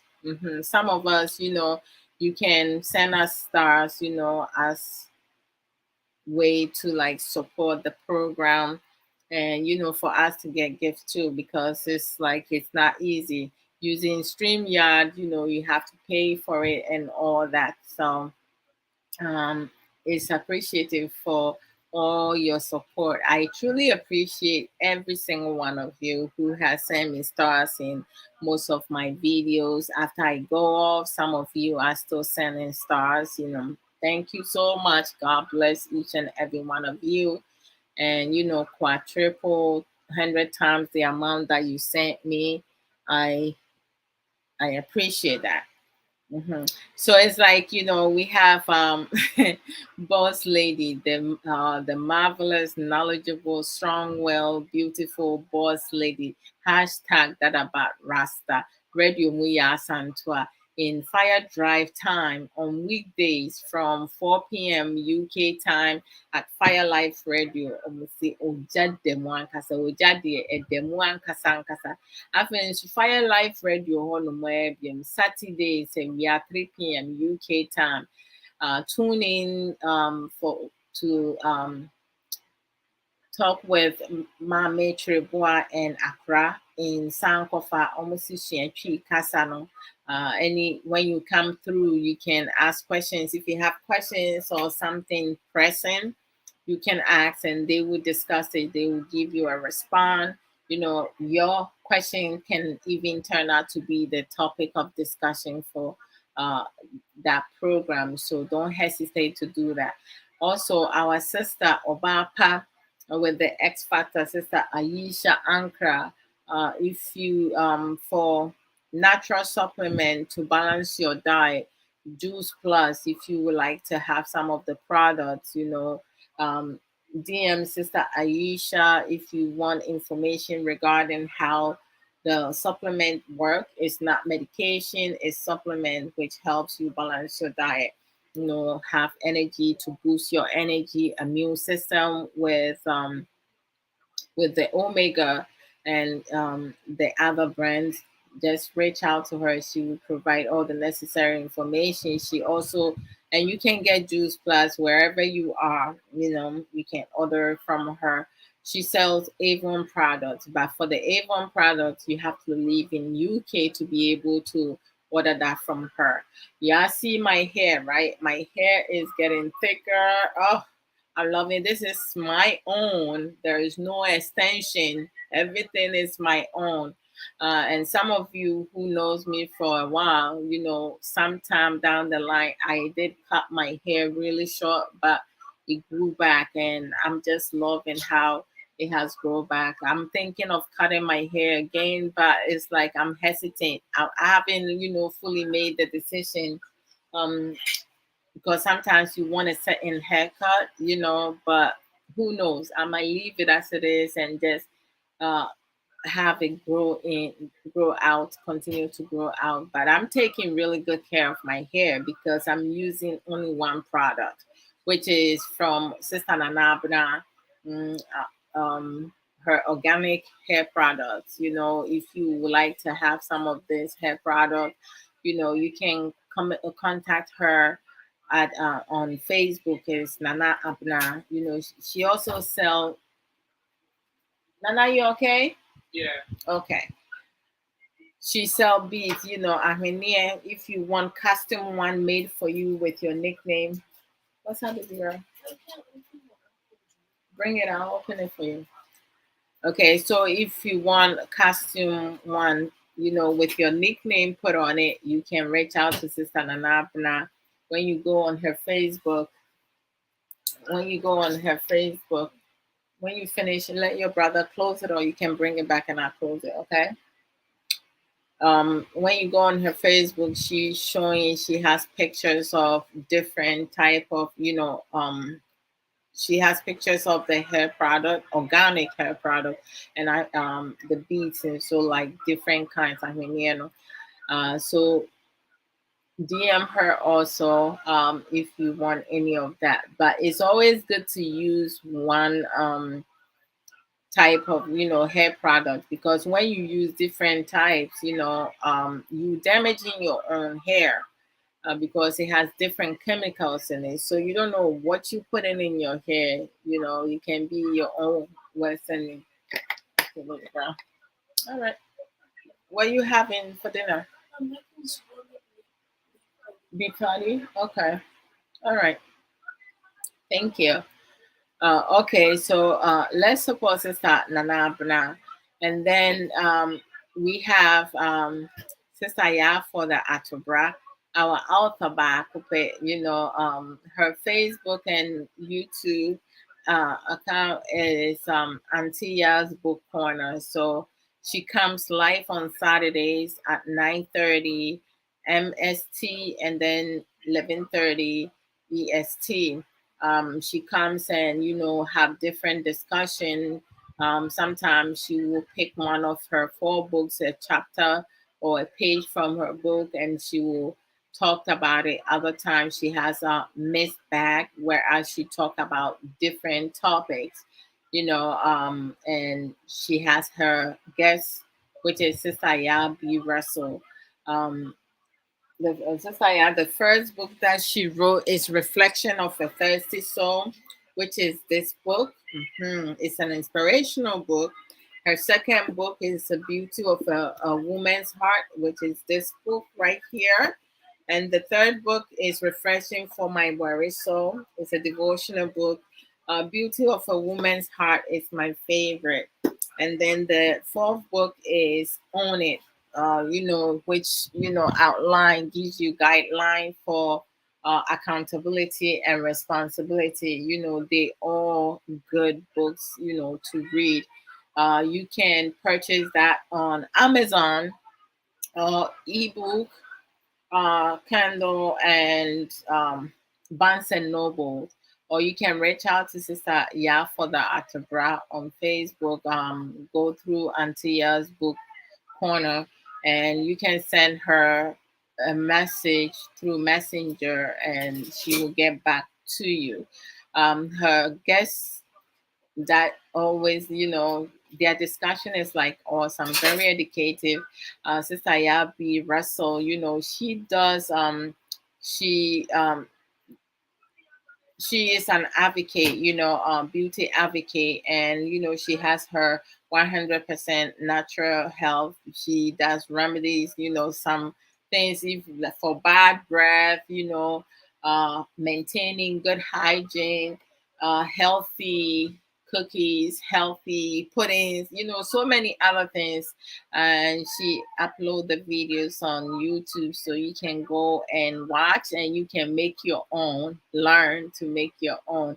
Or if you want other things, just reach out to her. She should be able to help you with that. And then my sister, knowledgeable sister, Sage Williams. Sister Sage have her own business, whereas she sells authentic merchandises, t-shirts, creams, jewelries, beads, dresses. That she has kinted dresses, one size fits all, and the traditional clothing dresses, one size fits all. So go to sageshare.com.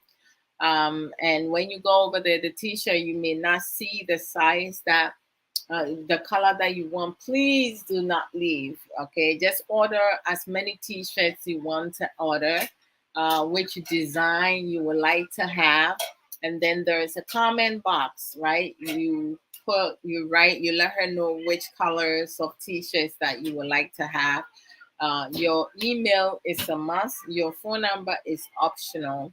So, you can provide that, and she will reach out to you to be able to help you with your order for her to like mail them to you. Her customer service is like really awesome. It's incredible. And then I have my big sister and boss, Sister Dachihima Efia Santua Felona. She also sells the Juice Plus also, and she does live programs. She does different things. I mean, like so much is happening, and some of us, there are areas that we good with, in terms of what we want to talk about. So whichever one, but make educative programs she does. Sometimes she comes and she let it rip if you come at her at the wrong way. She will give you a piece of her mind, because some people, when they provoke you and you don't say nothing, they think you weak. But most times, so it's not everyone that you need to like kind of like limit your level to their standard, but she let you know what's up. And then we have Sister Civic, her boutique merchandise. When you go to Ghana, you want to buy a souvenir, something special for someone that you really have some feelings for, that you haven't been able to like come out and say it. I just don't know. It's hard for people to like kind of like really have really communicate with one another, express their feelings. But I mean, everybody is different. It's a behavior that we can all learn, to be able to talk to people, because when we don't learn certain coping skills, it come back, it goes against us. So we just need to be able to uh, do better. What you don't know, you can learn what you don't know. So um, let me go into addiction, right? What are some of the things that is considered uh, being an addiction? What are the different type of addiction, right?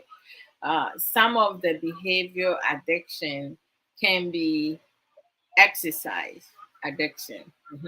Some people, the only thing they focus on is exercise. Oh my gosh, on a daily basis, they're so um it's they show like everything is about being in shape, saying certain way, whereas some of them will start taking, some type of enhancement that will make their body looks deformed. I saw a video on Facebook one time, and I saw this guy, in the beginning he started working on his own, and the muscle, he looks really nice and ripped and everything. And then he got into taking, um, certain vitamins, that will kind of enhance certain. He looks like a monster. Like he is deformed. Like there, people started like when he's walking in the street, you see people started walking away, like moving away from his way. In the beginning, people would take pictures with him, but now the way he looks is all messed up. He's really messed up, and he himself has seen it. So now he's seeing a specialist that they're trying to help him, you know, um, get him to look normal than looking more like the Incredible Hulk. This one is scary. Some people, have work addiction. Like they will work, they don't take time off. They work in multiple jobs because they have a project, or they have some things that they have to do, so they need to have money. I mean, I don't have any problem with anyone, working hard for their money and stuff, but when you have work addiction, you can get sick through that, right? You need to have time for yourself, take vacation, rest, do self-care, do self-love, basically self everything, self-assessment, have self-discipline, self-value, because like some people, if you're making the money and you giving them, of course they are going to like enjoy it, bro. So like, they don't take vacation, they work like a horse. I have been there, done that. I think it stopped with me 2017 when I had the motor vehicle accident. It finally hit me. So it's like, always take time for yourself, take vacation, take a day or two off. Like today I requested it a day off, so I didn't do much today. I just nap, enjoy my family, went out twice to do some errands and I came home and just relaxed to listen, go on social media to see what's happening. But for me, I'm selective of what programs that I watch. And when it comes to like what I take in, things that I'm receptive to, I'm very selective. I don't just listening to anyone. And then you have people who are addicted to pornography, right? They will watch porn, masturbate with themselves. And then, sometimes they kind of like go into them molesting um, a child in the house, or, going into other uh, unlawful behavior that can, cause somebody's innocent, or like, get someone killed and stuff. I mean, you also have people who are so into using vibrators. So when they're using vibrators, they become addicted to it. So if they get into relationship or marriage, no matter what their partner do, they're not going to be certified. They're always going to go in the bathroom or go into the back room somewhere and to certify themselves, because they are addicted to using the vibrator. So having physical contact with their partner does not certify them enough. You have some people who are addicted into using their cell phones and computers, laptop, on social media from morning to night. Just looking for certain videos, that will get their heart on, or like, um, kind of like motivating. Some people, negative attracts. So it's like hearing other people being shamed, defamed. It kind of makes them happy because they're jealous of the person and so forth. Internet addiction, uh, some of web of lies. Some people, they don't want to live a reality. They just want to be fed with, foolishness and bullshit and things that will not be beneficial to them. But for them, it's something that makes them happy. So when you're addicted to something, you're addicted to something.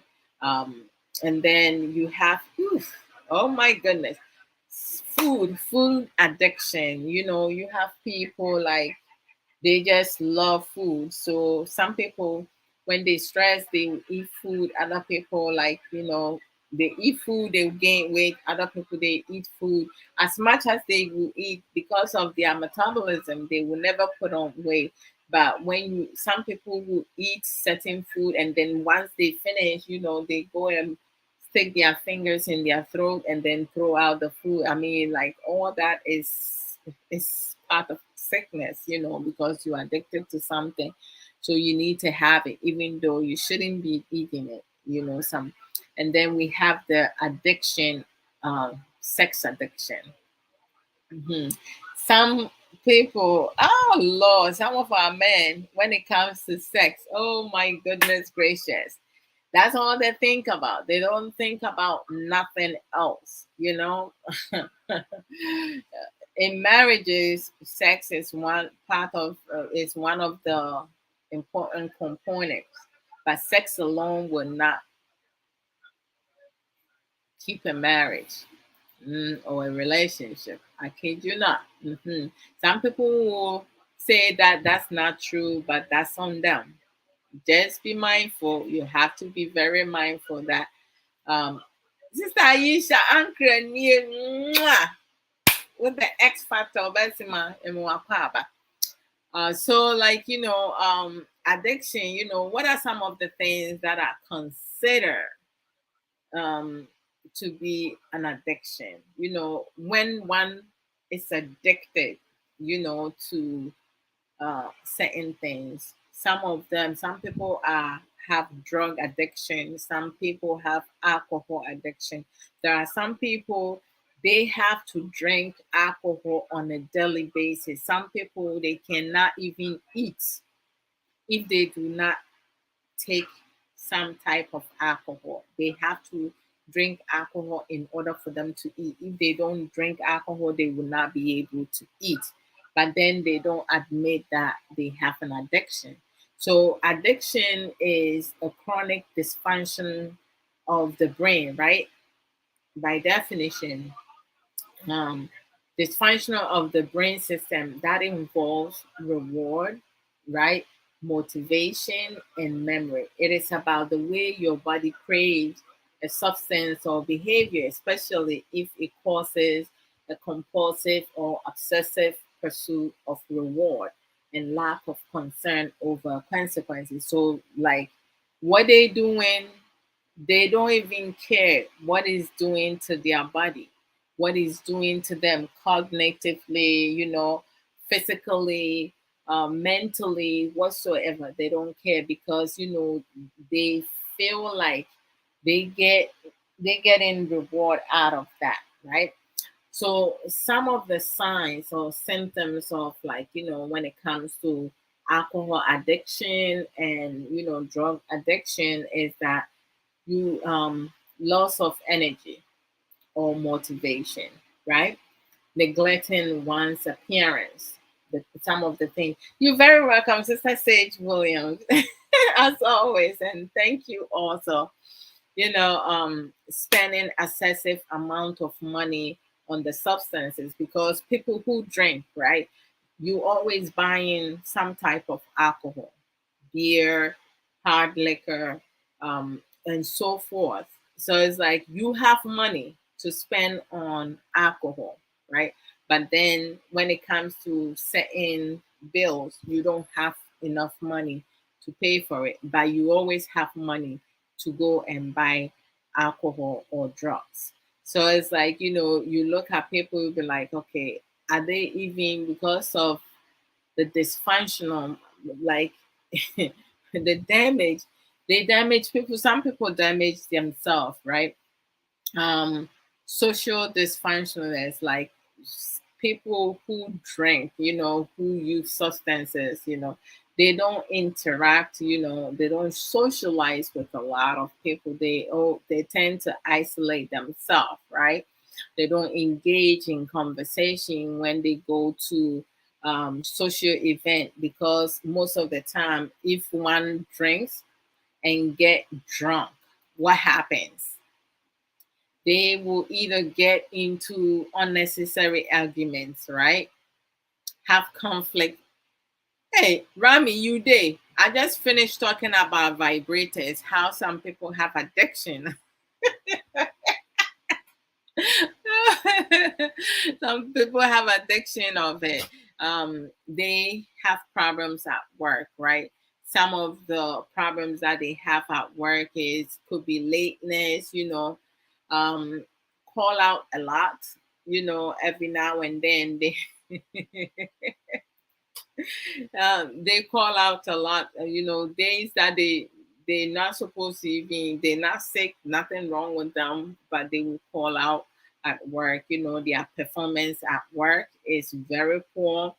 um the job that they're doing, they may not be getting a lot of money. They will be comfortable, sitting at that job and not looking for another job, because they're able to have enough money to buy themselves, Rami. I wish you were here. Huh. If you don't stop using the vibrators, when you have a new man in your life, now, no matter what that man does to you, you always going to use your vibrator. It's not healthy. It's not healthy at all. Why? And please, please, please stop. Oh, stop. Stop. Why, Rami? I beg you. Okay. And then I think, oh my gosh, like, you will never stop. Hey, Chineke. You will never stop. Rami. Hey yo, Mr. Wo, me pa chow. Yay, assemble Rami. Be careful, pa. And then, oh, I didn't put this. I wanted to talk about, in terms of you are addicted to it. Hey, you do you feel like you will need counseling at some point? I mean, to say like some people do things, to certify themselves, but there are some things, some of the things that I mentioned, including those who use vibrators. Some you get addicted to something, it's really hard to kick that habit. That's when you have people who are like, uh, who are addicted to drugs, alcohol, some other substances. Some of them end up losing their life. Some of them die. Some of them overdose. There is alcohol poisoning. Me to say, just think of it. When we celebrating something extraordinary, there are alcohol.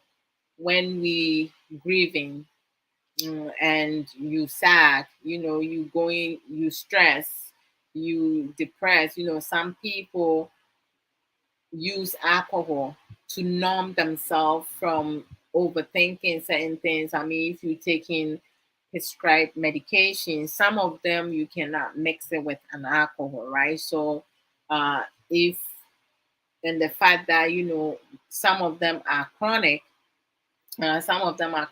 and it kind of like affect their thinking. They don't think about the consequence they're going to have. Alcohol, too much excessive alcohol can damage your liver. So much can happen. But some people, they feel like, oh, okay, I've been drinking for years and years. If anything was going to happen, it would have happened long time ago. You never know when you're going to break. So too much of everything is not healthy. My vibrators are my husband, Mate. Hey, Rami. Oh yeah, what do you say? Who made I see. And yeah, mom. Cause one and like and you have some of them, like some of this addiction, right, can be harmful to your own self, right? You harming your own self, your personal needs. So it's good for people to kind of like, because nowadays, I mean, the world is changing, and some of the things that some of us see happening the most, some of us are also copying that behavior, right? When you go on social media, those those Rami, say dear, I didn't saying, I didn't saying, papa. So, all right. So some, I mean, like in terms of Rami, hey, 70. Menkwani minuaba.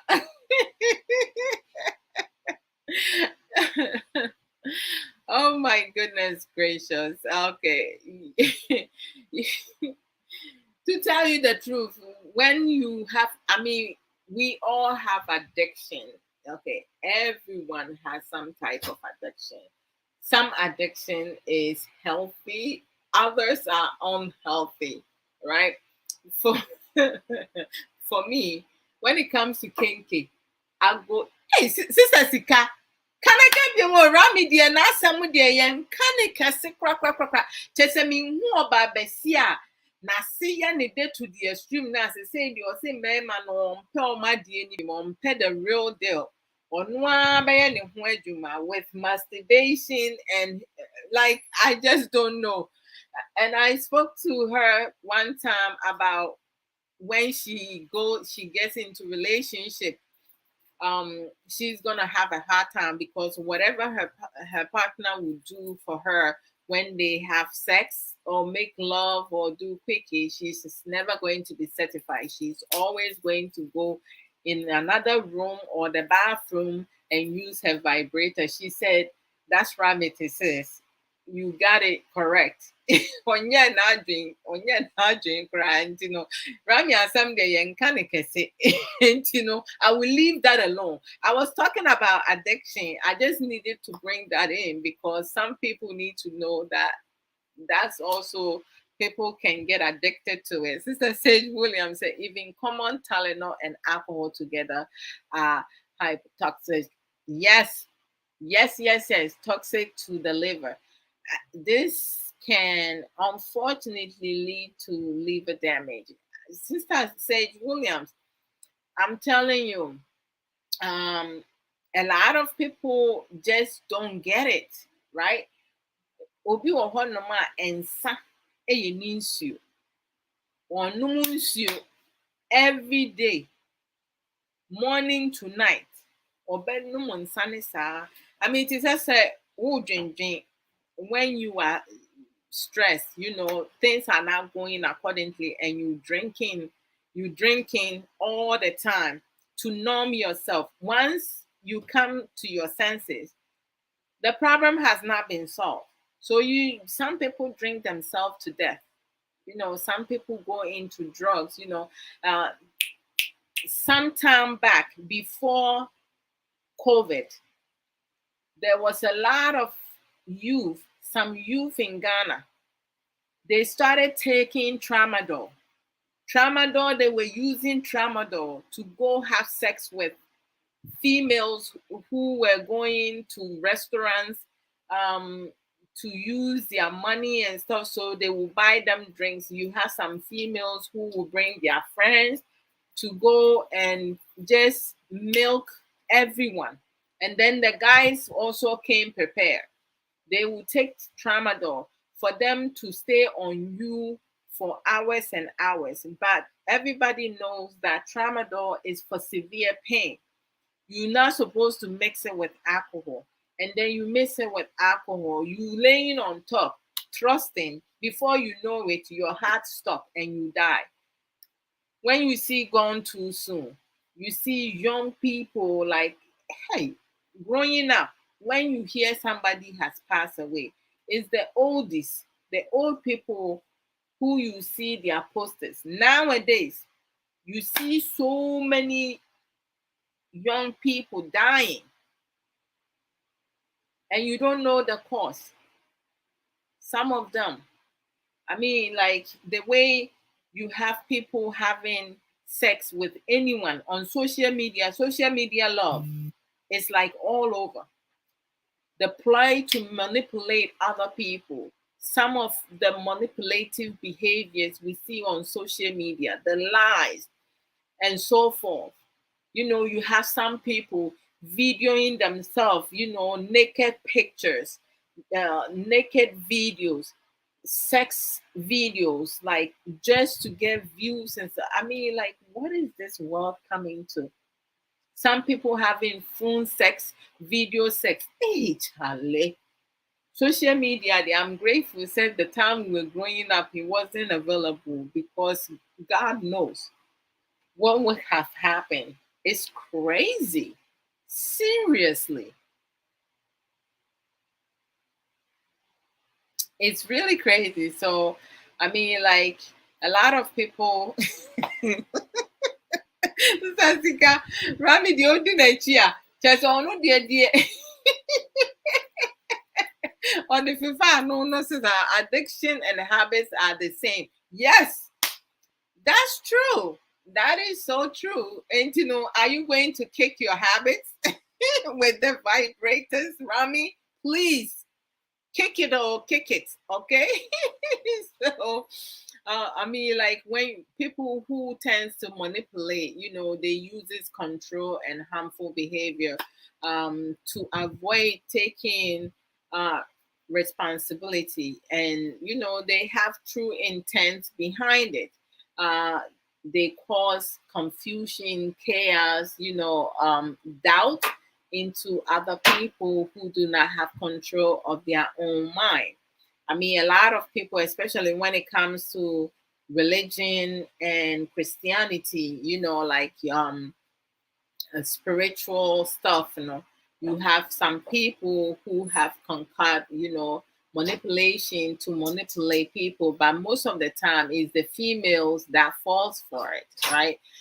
They have tactics, they use, such as, blaming game, criticizing, shaming other people, lying, gaslighting, some of them, would tell their church member, you're not, you going through all this hardship because your mom is a witch, and people believe it.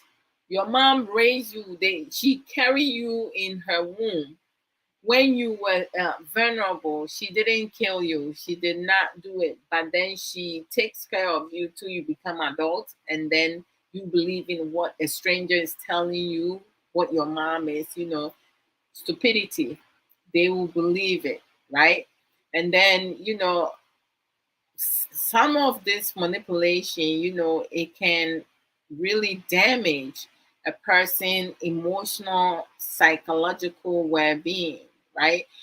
Some of the signs that we need to be mindful of, is people who are manipulative will use your weakness and exploit them against you.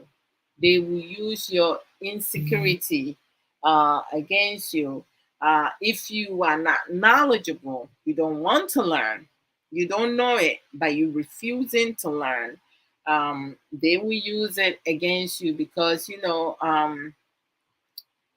if you choosing to be dumber and dumbest, who cares? Because like, hey, you don't you don't want to shine your eyes, you don't want to know what's up.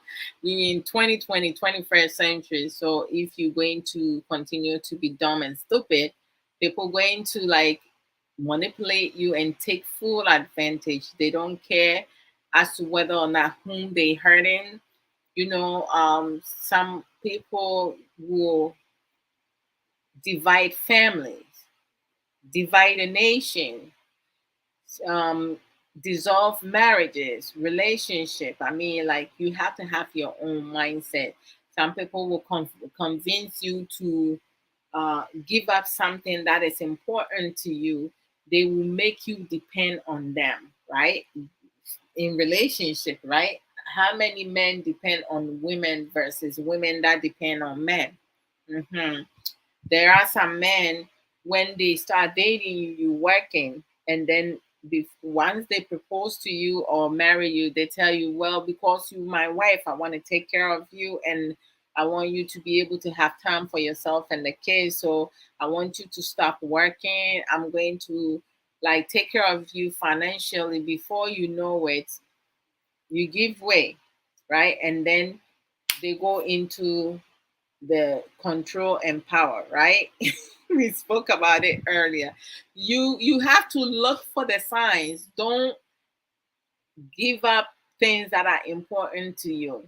Do not depend on human being, because yay, at the time of need, they will disappoint you rough.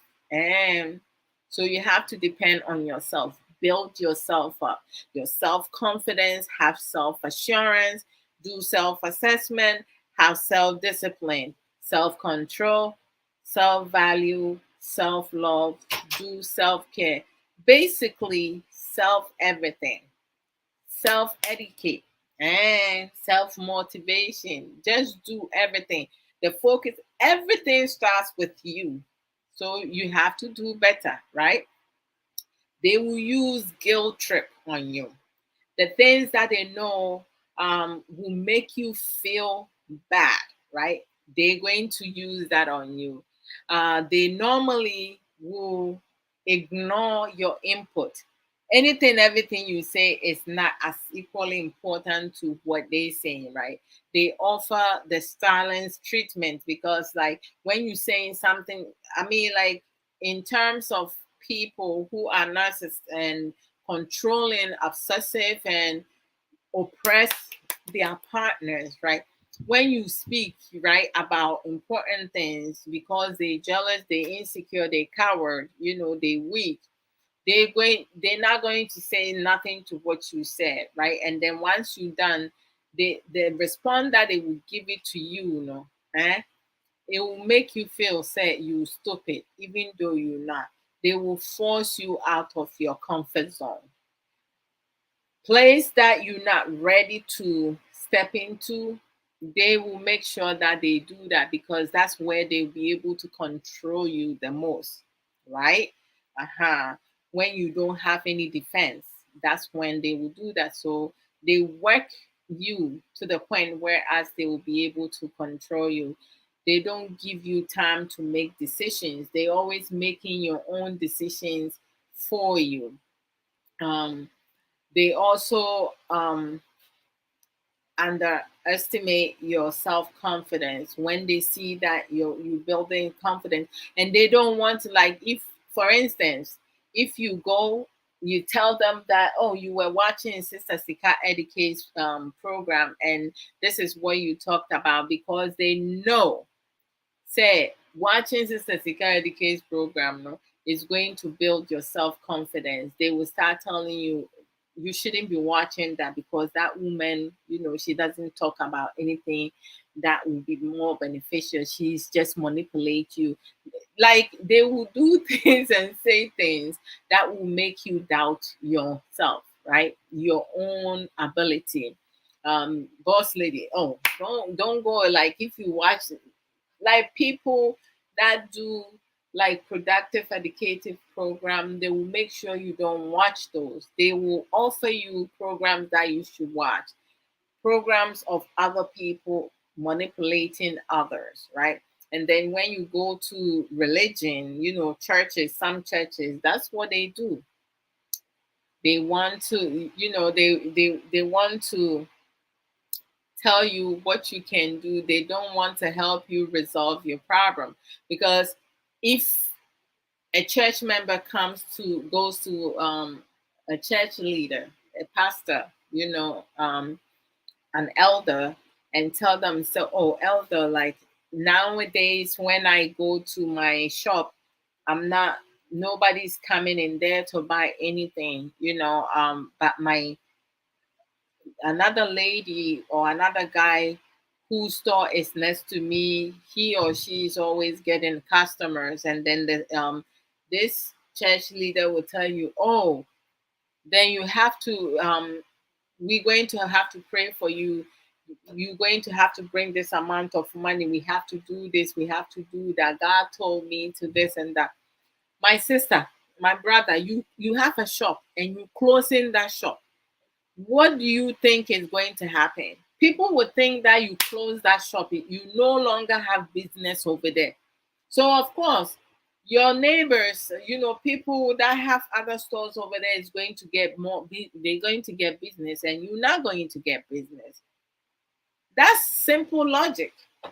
But then you're going to think, say, and then some of them will tell them, say, oh, it's your mom is a witch. You have a family member who is causing all that, and you believe it naively. You are so naive and so dumb. You believe all this nonsense, and you listen to this nonsense. They don't want to solve the problem. What the church leader need to tell you, bye, have a good one. I'll talk to you later. All right. So you believe this church leader because oye nyame nipa. He's speaking for Christ. They mere humans, so they also have problems. Most church members taking care of the church leader, their wives, their children, their family. How come no pastor, no pastors, no men of God will tell the church members that their own mother is a witch? It's always the church members' mothers. You allow this type of manipulation, or that, like, I just don't get it. If they want to solve the problem, they will tell you, listen, you have a store, you need to open your goddamn store. and sell things. Customer service. Last time Sister Sika spoke about it. Customer service. Most Ghanaians don't even know customer service.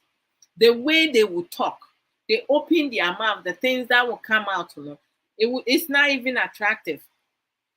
You will leave. You will not buy nothing over there. They don't know how to treat people. Oh, sister, like when you go to some African store in America here in New York, there's only two African market I go that I feel welcome. So that's the two places I go. But the others, when you enter the place, nobody will say good morning. Oh, how are you? Do you need help? Is there something I can help you with? None of that. They just stand behind the cashier wherever. Sometimes they talking with somebody who is there not to buy something. They just there hanging out. And you, the customer, nobody acknowledge. So some people, I go to some African store, I just go and roam over there and remove myself from there. I will not buy nothing. And then I go to the places, two African markets. When I get there, there's a husband and a wife that owns it, and there's another one that I see the lady and her children, sometimes another sister. The lady that owns the store, when you go there, oh, sister, Apomuti saying, how you doing? It's good to see you. I haven't seen you in a while. I say, oh yeah, I've been busy, but I've been around. If I don't come, Kay comes and gets some stuff. She was like, yeah, you're right. If I don't see, I see your husband. I'll say yes. And then there's another one. I go over there, the wife, the husband, and all the people working in there, even the guy who cut the meat will say hello, will acknowledge you. Very great customer service. And I love going over there. They even have some shito that is like VIP. And I love that shito. Hey, the way that they make that shito, Charlie, you go bite your tongue. One time I almost mistake my tongue for a meat too. Hey, I cut myself really on time. So like, Sister yeah for that to Brandy. Welcome, sis. Apomu Eti saying. It's good to see you. the the face squeezing is a no. Yes, hair shopping here enough and and Morton. Okay, like you own them. Charlie sister, forget it though. Hey sister, Sister Aisha, at the end of Kaya Usri, well, for me, all I think is to be independent. My mommy, before she died, I used to depend on her a lot until one day she told me to learn and depend on myself. Should in case she's not there, I will be able to do things myself. Rest in peace, Mother Margaret. Here, rest in peace for sure. And I'm glad that she taught you to be independent because you have to be independent. Yeah. So it's like that Africa market. The shit taught the VIP shit taught Charlie. Like that shit taught is fantabulous. And I love Kinky. So it's like, and Benkun. I like Spanish stew with okra. Hey, Charlie. And then you have like a cow foot or fish. Ah, Charlie. I can eat it all day. All day for sure. But then the other one, the lady with her children, like her son, when you go over there, very nice young man. Like he smiles always. Like when you go over there, the minute you enter, oh, good morning, good afternoon, good evening, whatever time it is, and then he will ask you how you doing, and then he will ask you, is there anything I can help you? And then I'll be like, no, I got it. I'll be able to, I'll call you if I need something else. It makes you feel welcome. and happy. Even you might be in a bad mood, but customer service, when someone acknowledge you, it means the person sees you, right? But then, like, there's another lady that works over there. When you enter, she just stood there, no good morning, nothing. And then wherever you go, her eyes follow you like you coming to steal something. I don't like that, you know? So acknowledge me, because if you acknowledge me now, you know the person that I am. You don't have to be following me with your suspicious eyes, And then so it's like, when you go to places, the customer service there, that's where it keep pushing you over there. There are certain places I shop, certain places I go for grocery shopping, like and stuff like that. If I go to a new place I don't know, I will approach you the first, like, hello, how are you doing?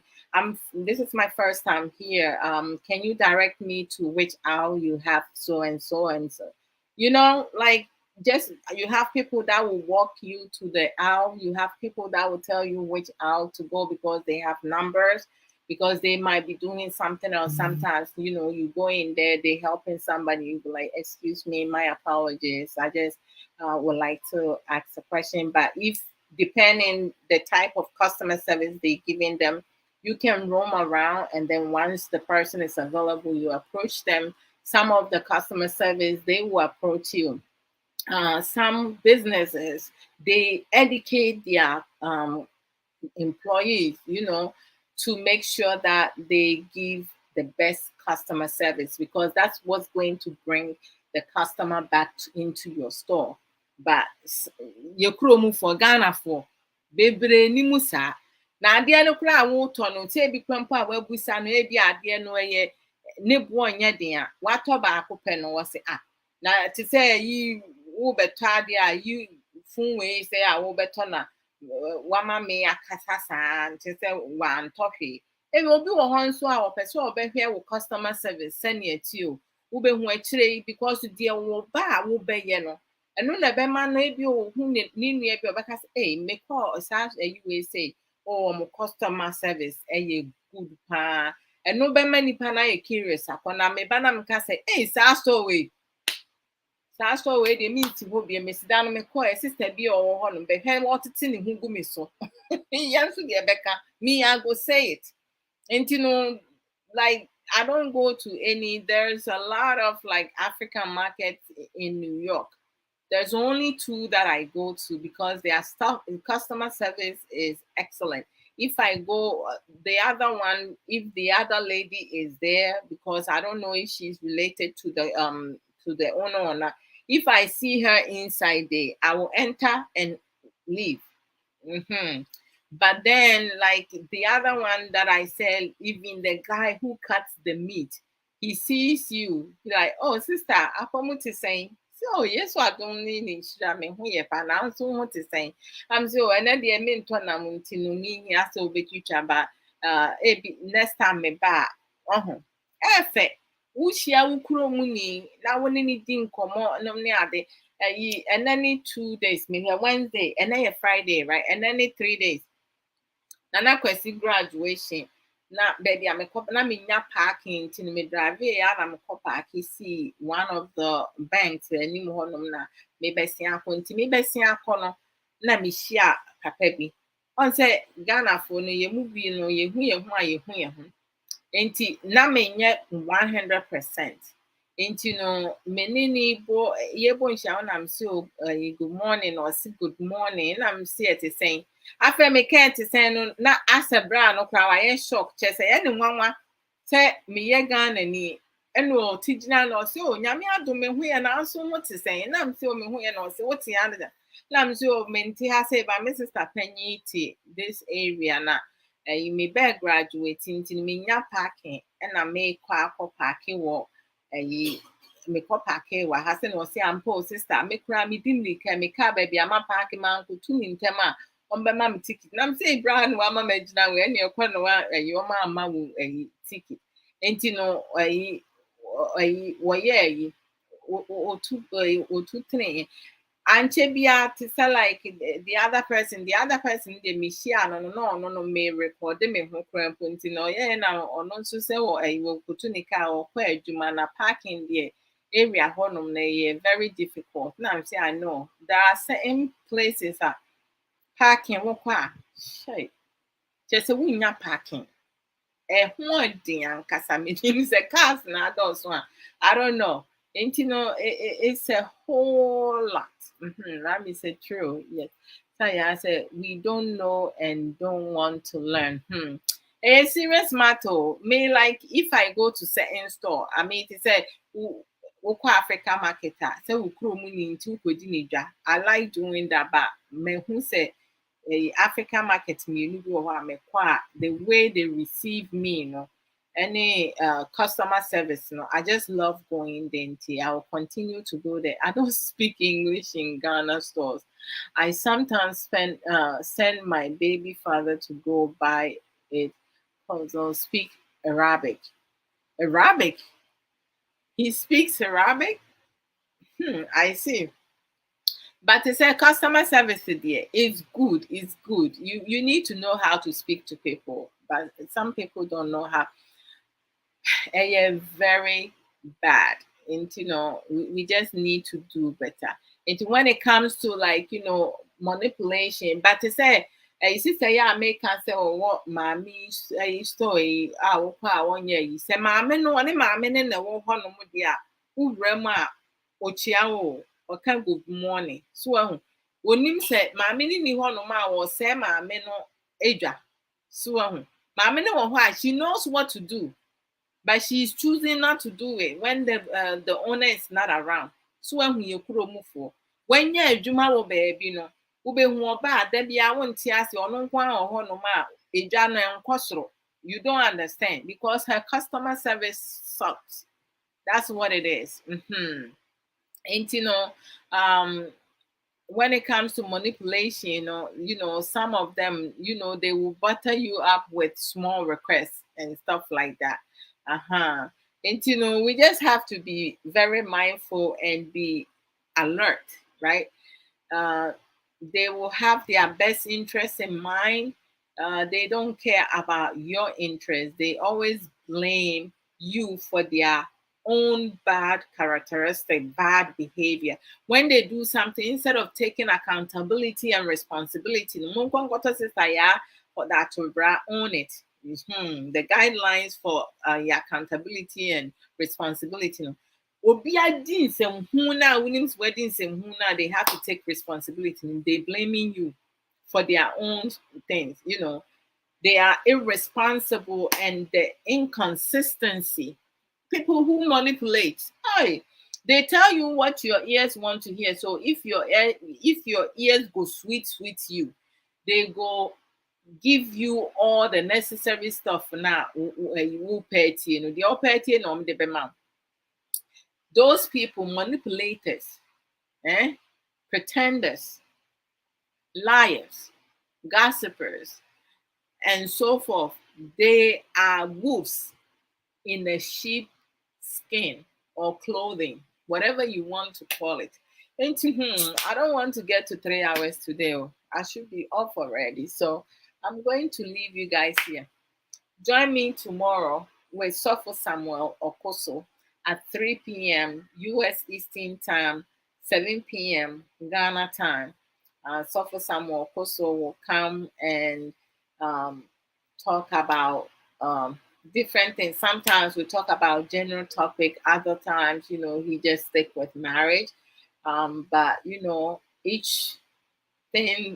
everything that we talk about, we discuss. You can pick one or two things, and then you also share your views. You contribute. You ask questions.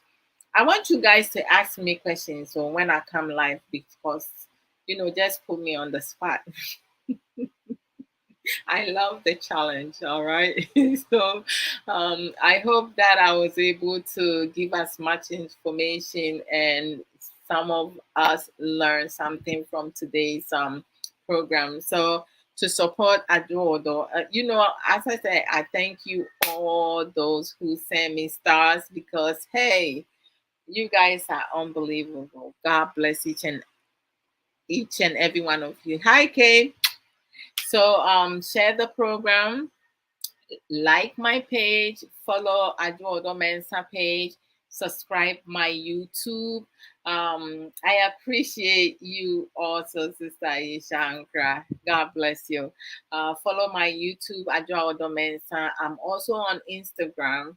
Follow me. And if you want to catch me on stereo, yeah, I'm trying to work with some friends, to post a topic where we will talk about. I found this guy over there who is Ghanaian. I don't know. He just sent me a text. He was like, he said Ghanaian.